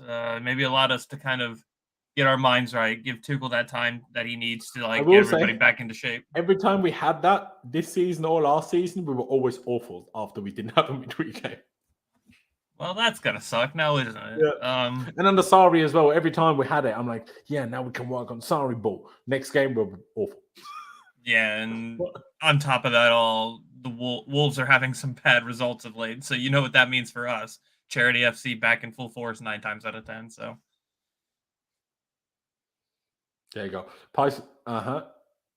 Now we can work on Sarri ball. Yeah, there you go. It's so funny the way you said that. Now we can work on Sarri ball. Hey, so bro, I was living the dream, bro. I was living the dream. Let me live it. But how are you feeling? Like, it's Wolves. It's like the worst type of opponent for us at the bridge, because they park the bus as it is. We know we struggle at the bridge to break teams down. So it's got problems written all over it, really. Unless the boys have, you know, taken that finger out their asses this week and worked on things, and we actually play like a proper football team again. 100%. That's the way I'm looking at it. I'm hoping that, this week off has kind of been used to also obviously train and work on whatever game plan we're using against Wolves. But I mean, also recharge the batteries. We've had so many games, so I guess it's nice for the players to have a week off in essence, although they'll obviously still be continually training. So yeah, I mean, hopefully we look a bit fresher and we're actually decent for once. And by the way, can we please have a good first half? Please, I'm begging. The first half is always so shit. I don't know why. It's half our problem, honestly. If we just started games right, we'd win so many more games. Because, by half time, if we go in 0-0, which is often the case, it's like the opposition team just gets more confident. It's like, oh, we've only got to play well for, if we've done one half, they get that boost. So hope we actually, score an early goal against Wolves for once. But, I was talking to a mate of mine who's a Wolves fan, and he said, because they really liked this Bruno Lager, right, who's their manager at the start, and now they really don't like him because at the start he was making or playing a lot of really good football. Like, it was different to Nuno Espirito Santo, but now they're saying, oh, we've gone back to the traditional, like, we literally park the bus, come and break us down kind of thing. So I was just like, fucking great, because that is the one thing we are shit at doing. So yeah, I honestly don't think we're gonna win, but I really hope we do. I hope, maybe there's some rotation. Please don't play Werner again, for Christ's Yeah, sake. please don't Because play. if we've watched any, like he was saying, if your manager's watched any of our recent games, he'll know that all we do is literally take 2 shots a game and we're parking the bus and just gaining points from it. And I'm just like, oh, fucking great. I was like, that's the last game I wanted to go after a loss against Everton, to be honest with you. But here we are. We're at home as well, which is fantastic. I mean, we're so good at home, aren't we? So great. It's not looking good. Exactly. Oh. Let me get to this next super chat by Nathaniel. Appreciate it very much, mate. Saying LA Dodgers is successful because it's in LA. Not sure it's quite that simple, but sure. Same as the Rams. Have the Rams always been in LA though? I swear they haven't. So anyway, best stadium and world-class team, but owned by Arsenal's Kroenke. Now that is true. There's no going around it. There's also no going around, and I've always said that. I'm not a big fan that Clear Lake Capital, an equity firm, is holding such a high stake in the club when the deal will go through. Like, I agree with that. I would rather it not be the case. But what can I do about it? Like, do you know what I mean? I still find it better than some clown I can't even make a deadline. Do you know what I mean? And are they just successful because they're in LA? No, I feel like probably not. But sure.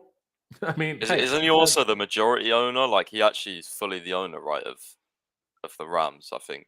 Whereas Boehly only owns 20%. So I know he's going to have like a lesser stake in Chelsea as well. But the fact is that Chelsea is running it day to day, which means he should be way more involved than he is with the Dodgers. That's the way I see it as well. What is he trying to say with this comment? Actually, well, he's trying to say that he's trying to say that Boehly won't be good, or we're gassing up Boehly because the LA Dodgers are good, but he's saying, well, the Rams are also good, and look at Kroenke and look at Arsenal is what I'm trying to see. I think that's what he's getting at. Yeah, he's saying just because some American owner is good in America doesn't mean they're good. Yeah, essentially, yeah. And that's you can't fair say enough, but don't the Glazers own the Tampa Bay, who won the Super Bowl 2 years ago? So, and by the way, I've always said this: if Boehly fully owned the Dodgers, I wouldn't want him. I don't want someone that's a full owner somewhere else. I've never wanted that, because like the priority should be on Chelsea, and if you're having operational control, that means your main focus is Chelsea. You're running the club day to day. You're answering to everything. So, the same thing you can be said is FSG owns Liverpool, and same kind of aspect. You never know until you get somebody in. You don't know the plan until they get in. And by everything we've heard from Boehly, he wants to run it like Liverpool is running. I know a lot of people are like, well, it took Liverpool 5 years to get there. But that's how you get long-term success. It's not short. Also, they got there from a different spot to where we are. Like look at us. Like how often do we say like this squad's good, but there's also like there's so much work that needs to be done, and that's why it's kind of exciting, because like imagine if it all comes together, we get rid of the dead wood and the shit that's in the squad and replace it with actually plays that turn out good. But that makes sense. Yeah, no, 100%. And also, in response to the super chat by Texas Blue here, Rams moved to LA in 2016. So, again, haven't just been there all the time. Dodgers were terrible in the years before Boehly's group came in. Google it. So, there's why. And maybe RD, I will try to get to the whole Pulisic's father post. We'll get there. But now, boys, let's quickly rattle through the team we would like to see on Saturday. Shall we do that, even though we don't know half the team that is fit and available? And just say yes in agreement. Mendy? Yes. Yes. Good. Back three, presumably still Antonio Rudiger, presumably still Thiago Silva. So far, yes? Yep. I want to say, can we go a back four? No. No. I would love to say yes, and I would love to have this whole debate, but we've already been here for over an hour and a half. No. Go on. I see what you're saying. Go. Yeah. I agree. Yeah, I would love the back four. Also, if you're being realistic, it's probably not going to be back four, especially not against Wolves, who play a back three themselves. But okay, if it is a back three, these two so far, Clutch? Yes, sir. And then on the right, Pice, what do you think? Chalobah for me, but it's probably going to be Aspi. I don't think Aspi should start, honestly. I think, oh my God, I'm having nightmares of that Everton mistake. I want Chalobah to play, man. Like, what? I want him to play more. He's good. Especially after the last game, like, he played really well, right, in the game he started. And then I feel like we're never going to see him again this season. So I want him to play, but it'll probably be Aspi. Might well be true. Clutch, Chalobah, Christensen, Aspi, Reece James. My vote is for Chalobah. Now, I have to think about something because essentially, I think people will hate me for this now. And I saw someone else tweet about it, and I'm like, I agree. With our current struggle of creation and our struggle against low blocks, in which even the best crosser like Reece James, when the opposition has 5, 6, 7 players in their own box, no matter how good the cross is, it's going to be difficult for any attacker to get in the end of the cross. That's unfortunately how it works, right? So if we have the midfielders available to play Ruben at right wing back, I would rather Ruben at right wing back than Reece. Because the last 3 games we've done that, we've been better than in any other games, attacking-wise. Name me, like, our best attacking games by far have been when we had Ruben at right wing back. Tell me I'm wrong. Because I'm not. And apart from Manu. Yeah. But were we that good attackingly, though? Or did we have, like, 3 chances? No, we was very good. We just didn't score. Score more than one. No. We were don't get me wrong. I agree we were very good. But in terms of creating actually big chances, how many was it? 3, The thing 4? is, I do agree with really you. bad, I like Ruben there, but Reece is just, if you put Reece anywhere else, it's like, what's the point of playing him? Like, he's so good at wing back. You know what I mean? This is the problem that Ruben has playing there. Because it's just like, if Reece is there, like, for me, Reece starts. Like, yeah, I see that's the problem. I agree with it as well. That's kind of, but what can I say when that we've been better going forward as a team when Ruben was there? I mean, yeah, Reece James was great against Man United, so I love Reece James at right wing back. I'm not saying that. I just think if it works for our team better, because Wolves will sit so deep. Even if you allow Reece to be here, right? Just theoretically, if you boys disagree, it's no problem. And then this kind of acts like a right back almost. And then that guy's here. And then he can still whip crosses from here. Doesn't stop anyone. But I don't even know if we have enough midfielders available to play Ruben at right wing back anyway. Meaning, I will agree with Chalobah here because I think Ruben will probably have to play midfield. But have it be known that I think we attack better when Ruben plays here, for whatever reason. I don't even have the logic for it. I think maybe it's taking up spaces. I don't know. Like, I think, and Ruben gives us another player in a wide area that actually takes on a man because no one else does. I mean, Pulisic does, but Pulisic never plays. So if Pulisic never plays, Ruben is the only player in the team that takes players on. Reece doesn't do that part either. Like, he will beat a player and then cross it, but he won't take them on and go somewhere. That's all I'm saying. That's what I'm saying. But I do agree with Chalobah here. Meaning I will agree with Reece James here. I presume he's now fit enough to play right wing back again without looking tired like he did last week.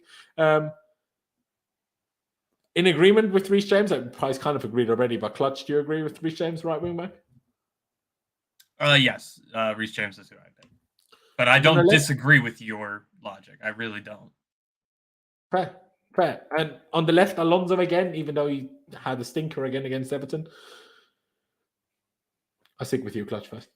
I guess. Who else is it going to be, I guess? Yeah, that's half the problem, man. I mean, you're not going to bring Saul in after 5 months of being AFK. If this was fully my team, I wouldn't even give a shit anymore. Play Kennedy. What matter does it? What difference does it make? Like, essentially, all that we need is to be better at attacking. So put more attacking players on the bench, even if you don't want to change the formation. Just put them there. But it's never going to be Kennedy, obviously. I'm fully aware of this. So, Alonso, Price, do you agree that it kind of has to be?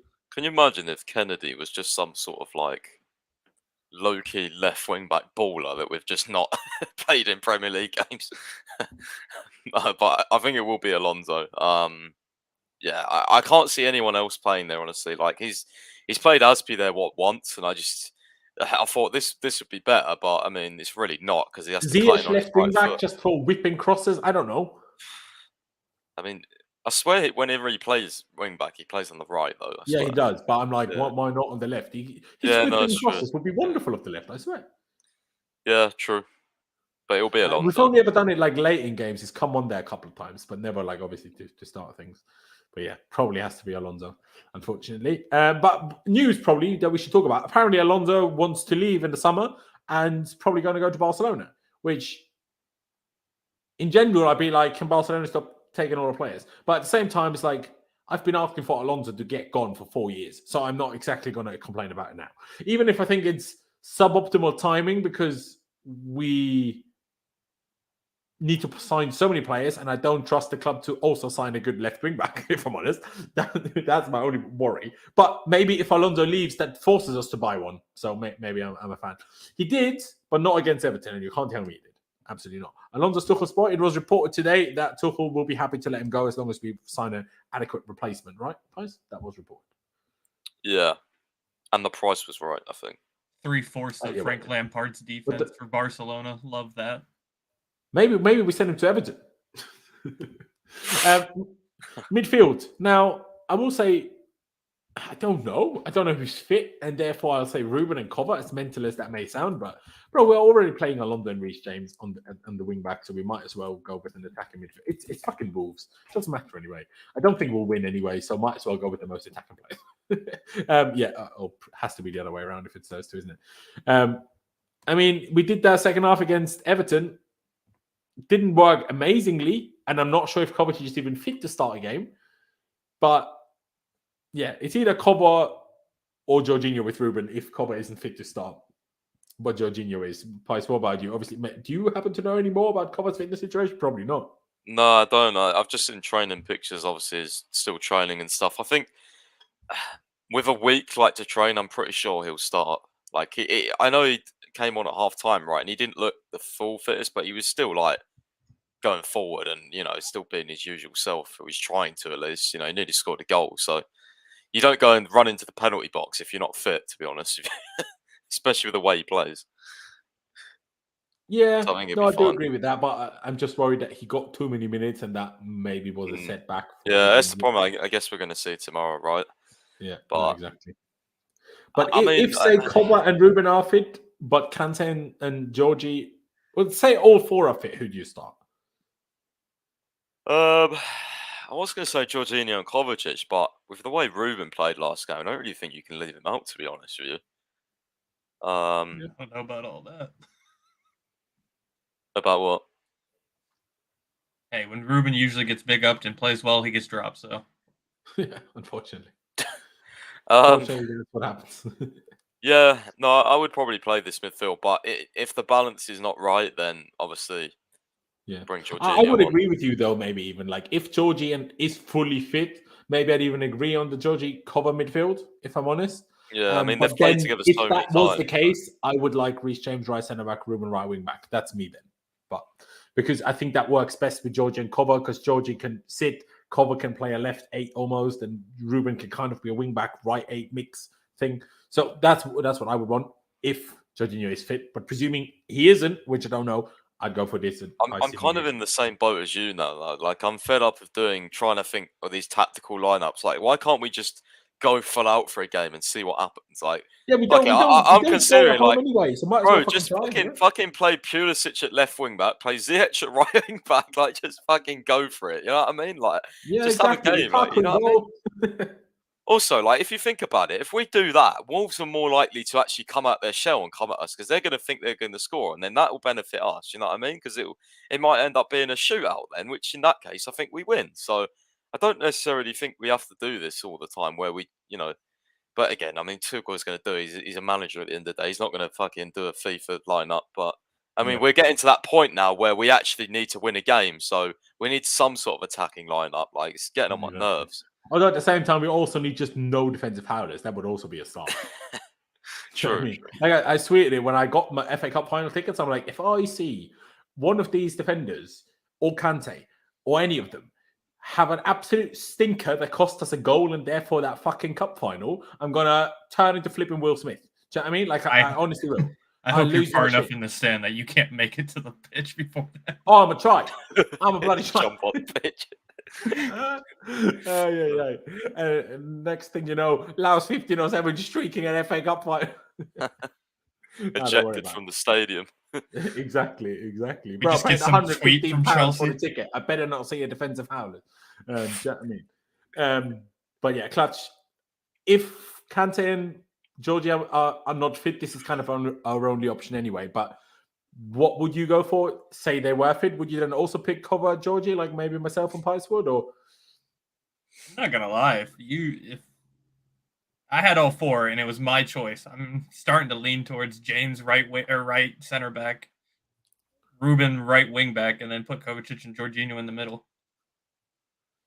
Yeah, exactly. I'm but actually we leaning towards presume that that anyway. Jorginho and Kante are not fit, just to make it a bit simpler. Wolves might have something to play for. I mean, we have fucking something to play for. We need to make sure we have top 4 secured before we do any funny business, even though we've already been doing funny business for weeks and weeks and weeks and weeks and weeks. Now, one thing's for sure, Timo Werner's not playing. So, well, in our teams at least, right? So, do we all agree on Christian Pulisic? I presume no one's going to call for Callum or Odoi straight away. Clutch, obviously, I know you will, but do you have much hope that Pulisic actually gets to start? Maybe also include the tweet by Pulisic's dad, just to be quickly mention it. I mean, if you include the tweet, I don't think he starts. It wasn't a great tweet by his dad, but I understand, like, it's a father protecting his son. At the end of the day, I'm not even the biggest Pulisic stan, you know that. I didn't see anything wrong with that tweet. I'm like, isn't that totally fair enough stance to have for the father of a player? Like, he's his father. Obviously, he's got to. And Twitter is for everybody. Just because you're the father of a player doesn't mean you're not allowed to tweet. So I didn't see anything wrong with it, really.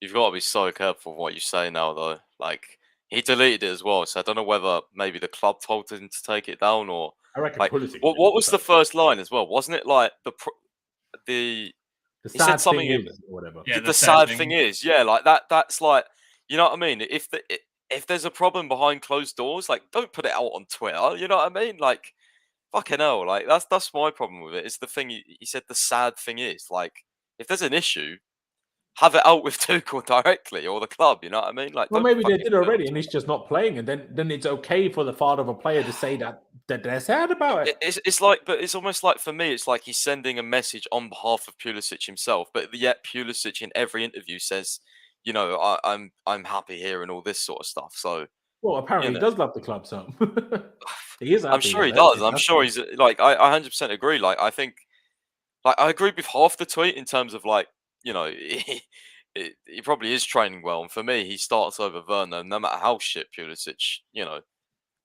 plays. Like, Pulisic's worst game is still better than Werner's worst game, so that's my stance on it. You know what I mean? Yeah. I'd rather watch Pulisic. Yeah, no, exactly. I personally didn't see much wrong with the tweet, but sorry, go on, Clutch. We interrupted you.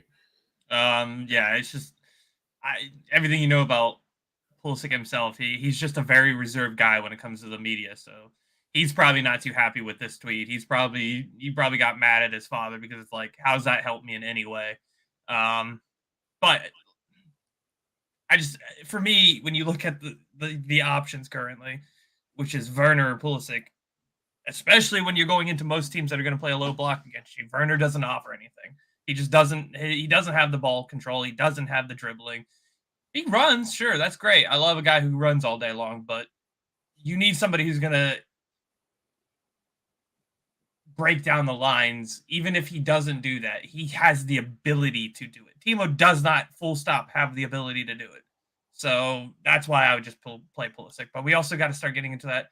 Like, for me, you have Pulisic, who's going to be here, who I think should be here longer than Werner. Is he going to be? That's the question. You shouldn't jade him for somebody like Timo Werner, who I don't think has a place in the Premier League. Not because he's a bad player or anything. It's just, this is not the type of league that you can show what he's good at in, especially if you play for one of the top teams. So I mean, I'm pretty sure he would be better for a team that plays differently to us, but with our system and his lack of abilities in certain things, it just is what it is. And okay, sorry, Global, but what? It was Callum Odoi's brother that fucking talked Callum into handing in a transfer request 3 days before the transfer window when he was 18. So don't be saying, oh, if Callum's father did that, imagine the reaction, bro. Callum's family has done way worse than Pulisic. So don't you mention that shit, because that will come back to you real hard. Like, real hard. Like, it triggers me so much when people just, triggers me. But Pice, you said it there already. You know what I wanted to play, so Pulisic, yeah? Pulisic, yeah. I guess the only other option is Mount on the left, Ziyech on the right, but how often has that happened? I think only West Ham away, potentially a couple of other games in the league. So, but I still think it's going to be Werner. Like, I don't know. Tuchel doesn't really like starting Pulisic, it seems. Nope. That's not. But to half the time, he doesn't even bring him on. So, if I he just did think- at I least just bring think him when on you- every game, then at least I would be like, okay, he wants one guy that he knows is good off the bench. I know Clutch disagrees with that sentiment. Fair enough. But if the manager doesn't, then what are you going to do about it? But he does bring him on every game, so you can't even say that's the plan. I just think when you score the winner off the bench, and you don't start the next game, it's like, you're done. You know what I mean? Like, it doesn't show for good reading. Let's just say that. Yeah, there you go. Does Mount stay in the team, Price? Oh, God. I mean, what do you guys think of? Did you see that clip where everyone's saying he should have passed to Werner? Did you see that against Everton? I did.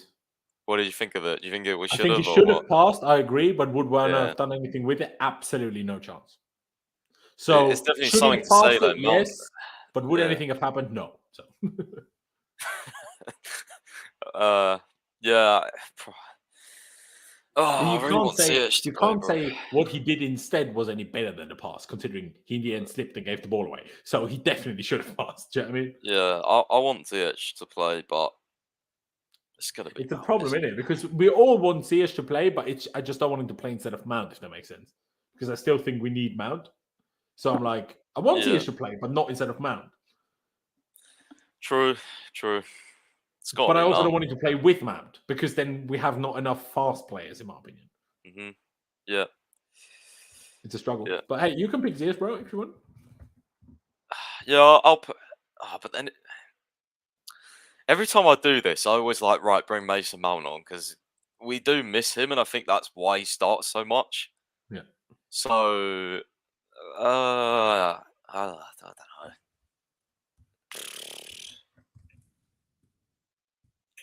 No, I'll You pick can Mount. also say Mount instead of Pulisic and Ziyech on the right if you want.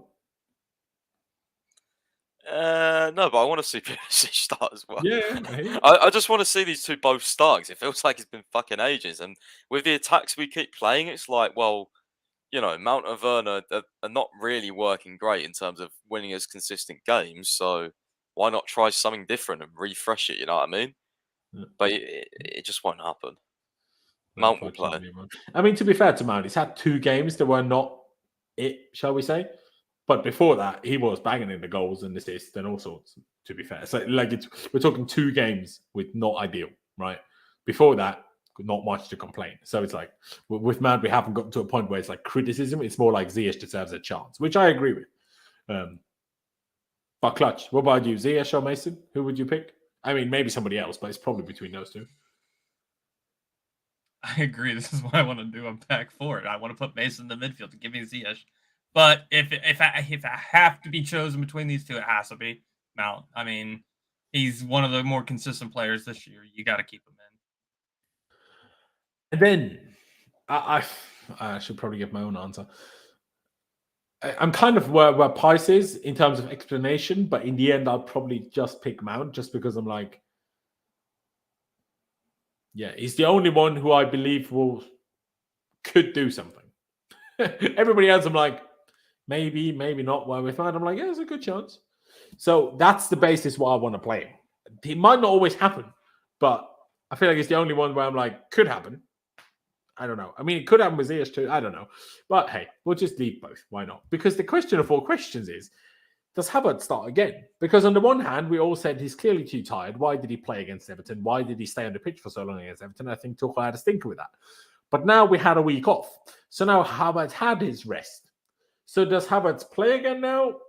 Or does Lukaku get a chance? I mean, if we're honest, Tuchel is definitely not playing Lukaku. He didn't even bring him on against Everton. There's no chance it starts tomorrow in my head. But would you, Judge? I think Pulisic and Mount and Havertz they have a good chemistry together. And if you throw Lukaku in there, that's going to ruin that a little bit. It's going to be a little bit harder for Pulisic and Mount to get any kind of space to do anything with. So I think he hinders them in that way. But do I think Havertz deserves to be left out for a game? Yes, I do. I think Havertz needs that right now. You know what? Screw it. Lukaku, go ahead. I don't care. Okay. By the way, Tammy Abraham just scored in the Conference League semi-final against Leicester, putting Roma 1-0 up and 2-1 up on aggregate. So go on, Tammy. Is it Conference League? I thought it was Europa League.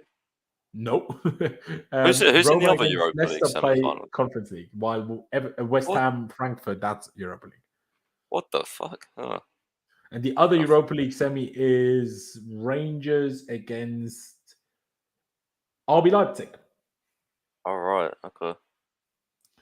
And Europe and Conference League, the other semi-final is Marseille against Feyenoord. Okay. There you go. But anyway, Tammy scored. Big up him. Price, Clutch pick Lukaku. You picking Lukaku? I want to, but I don't know, man. Like, I just think I don't know whether it's too far gone now, like to even try. Like, Maybe. I mean, I don't know. I think he's going to play Havertz. Yeah. I would give Lukaku a game, but I think Havertz will play. But I mean, with Lukaku, like if he starts and it's not working, please don't leave it until the 72nd or 75th minute. Take him off at 55 or 60. You know what I mean? Like, yeah, that's the only thing with Tuchel lately. I do think he has been making too later subs, and it's definitely evident as well when you're at the stadium sometimes. Like, gets to 60 minutes, you're like, subs, and they're still warming up. Gets to 65, subs, still warming up. And then he only brings them on when it's like past 70 minutes. So, yeah. I mean, if it's really bad, a few occasions he has made subs at half time, of course. But I just think, and in actual fact, probably if Lukaku's playing bad, he's more likely to sub him off at half time compared to any other player with the fact with the way things have gone. Sometimes I feel like Tuchel, sometimes the reasoning for his late subs might be that we've had so many injuries this season that I feel like he's always hesitant to sub anyone off before we've had an injury, because he's like, we will have an injury anyway. Sometimes I get that vibe. I'm not saying that's the truth, but I'm saying I get that feeling sometimes. Because in a way, I want to say, part of me wants to say Lukaku. Part of me is like, well, I think Havertz has mostly been struggling with having to play next to Werner and also having to play so many games in a row. Now he had a week off, so I expect Havertz to be much better again.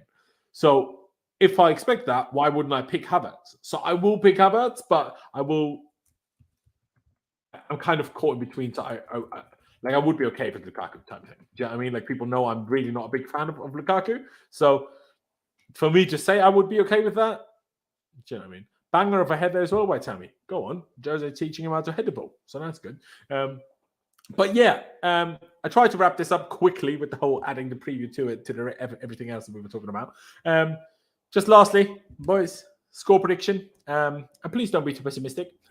Glad to start with you. Oh, you came to me first, and I was going to be pessimistic. The hell with it. 3-0 Chelsea. I would go crazy Nice. if we won 3-0 against Wolves. We That got to sounds so manifest it, bad. manifest destiny. That's what we got to do.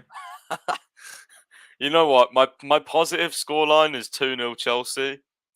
My realistic and not pessimistic, because I think it's actually realistic, is going to be 0-0. 0-0. Yeah. They lost their recent games. They lost 1-0 to Newcastle, lost 1-0 to Burnley, and then lost 3-0 to Brighton, and Brighton even missed a penalty. Oh, So, by the way, what happens when clubs have lost or something like that for a while and then they play Chelsea? Charity FC, let's go. last time they lost 3 games in a row. Their fourth game, they won it 4-0. It was against Watford, mind you. But last time they had just lost 3 games in a row, sorry. The fourth game, they won 4-0. So make of that what you will. Haven't beaten Wolves since 1920. Bound to win at some point, 2-1 Chelsea. Or bound to never win, I guess. Yeah. Because I know what team Tuchel's probably going to pick. You know what? I think it will be a dead 1-0 win. We'll win, but it's going to be dead. I'm going to say that. I mean, hopefully. And then if we make a defensive howler, it will be a 1-1 draw. You know, our favourite result this season. But yeah, boys, we're going to round it out here. Ladies and gentlemen, first of all, big shout out to all 3 of my guests, including Jem. Obviously, I had to leave a while ago. Subscribe to Jem. Link is down in the description. Oh no, West Ham is bottling it. Oh, they're losing. Creswell got a red card. Alagay! Can't want a fun spot. But yeah, big shout out to Jem. Subscribe to his channel. Link is down in the description. Please do check out Pice's website, Chelsea FC365, and follow him on Twitter, even though he already has 100,000 followers now. Follow him anyway. And please do follow Clutch. He does not have 100,000 followers, so he needs to follow us even more. So go and follow him. Please do that. Links are down in the description. But yeah, ladies and gentlemen, thank you guys for watching. Up to Chelsea, up to numbers. Let's hope this sale process, takeover process gets done ASAP, so we can get done with that business and focus on transfers, essentially. Let's hope we can get a win on Saturday. Obviously, we'll be here for player ratings then. Because Hey, we Lawrence, need to get back to winning ways. I just say, yeah, go follow Clutch. And for me, check out the Todd Boehly article I've done on the website. It's written by one of my other writers. I highly recommend it because it's 7,000 words, right? So if you want to read more about Todd Boehly, other than we've discussed today, go and do that for me because it's really good. Get yourself a cup of tea and read 7,000 words. Exactly, yeah. There you go. Well, while watching Europa League and Conference League in the background, just, have a bit of a read. Why not? And then when the commentator shouts, you can look at the TV anyway. But yeah, big shout out. Check out that article by Pice. Like I say, the link to his website is down in the description. I'm sure you'll find it there. Otherwise, check out Pice's Twitter, and I'm sure you'll find all the respective links there too. But yeah, ladies and gentlemen, subscribe if you haven't already. Please do. Like I said, 15,000 subscribers by the end of the season would be incredible. But we have a bit to go, so every new subscriber counts. Smash the like button on your way out. And yeah, thank you guys for watching. Up to Chelsea, upwards and onwards, and I'll see you next time.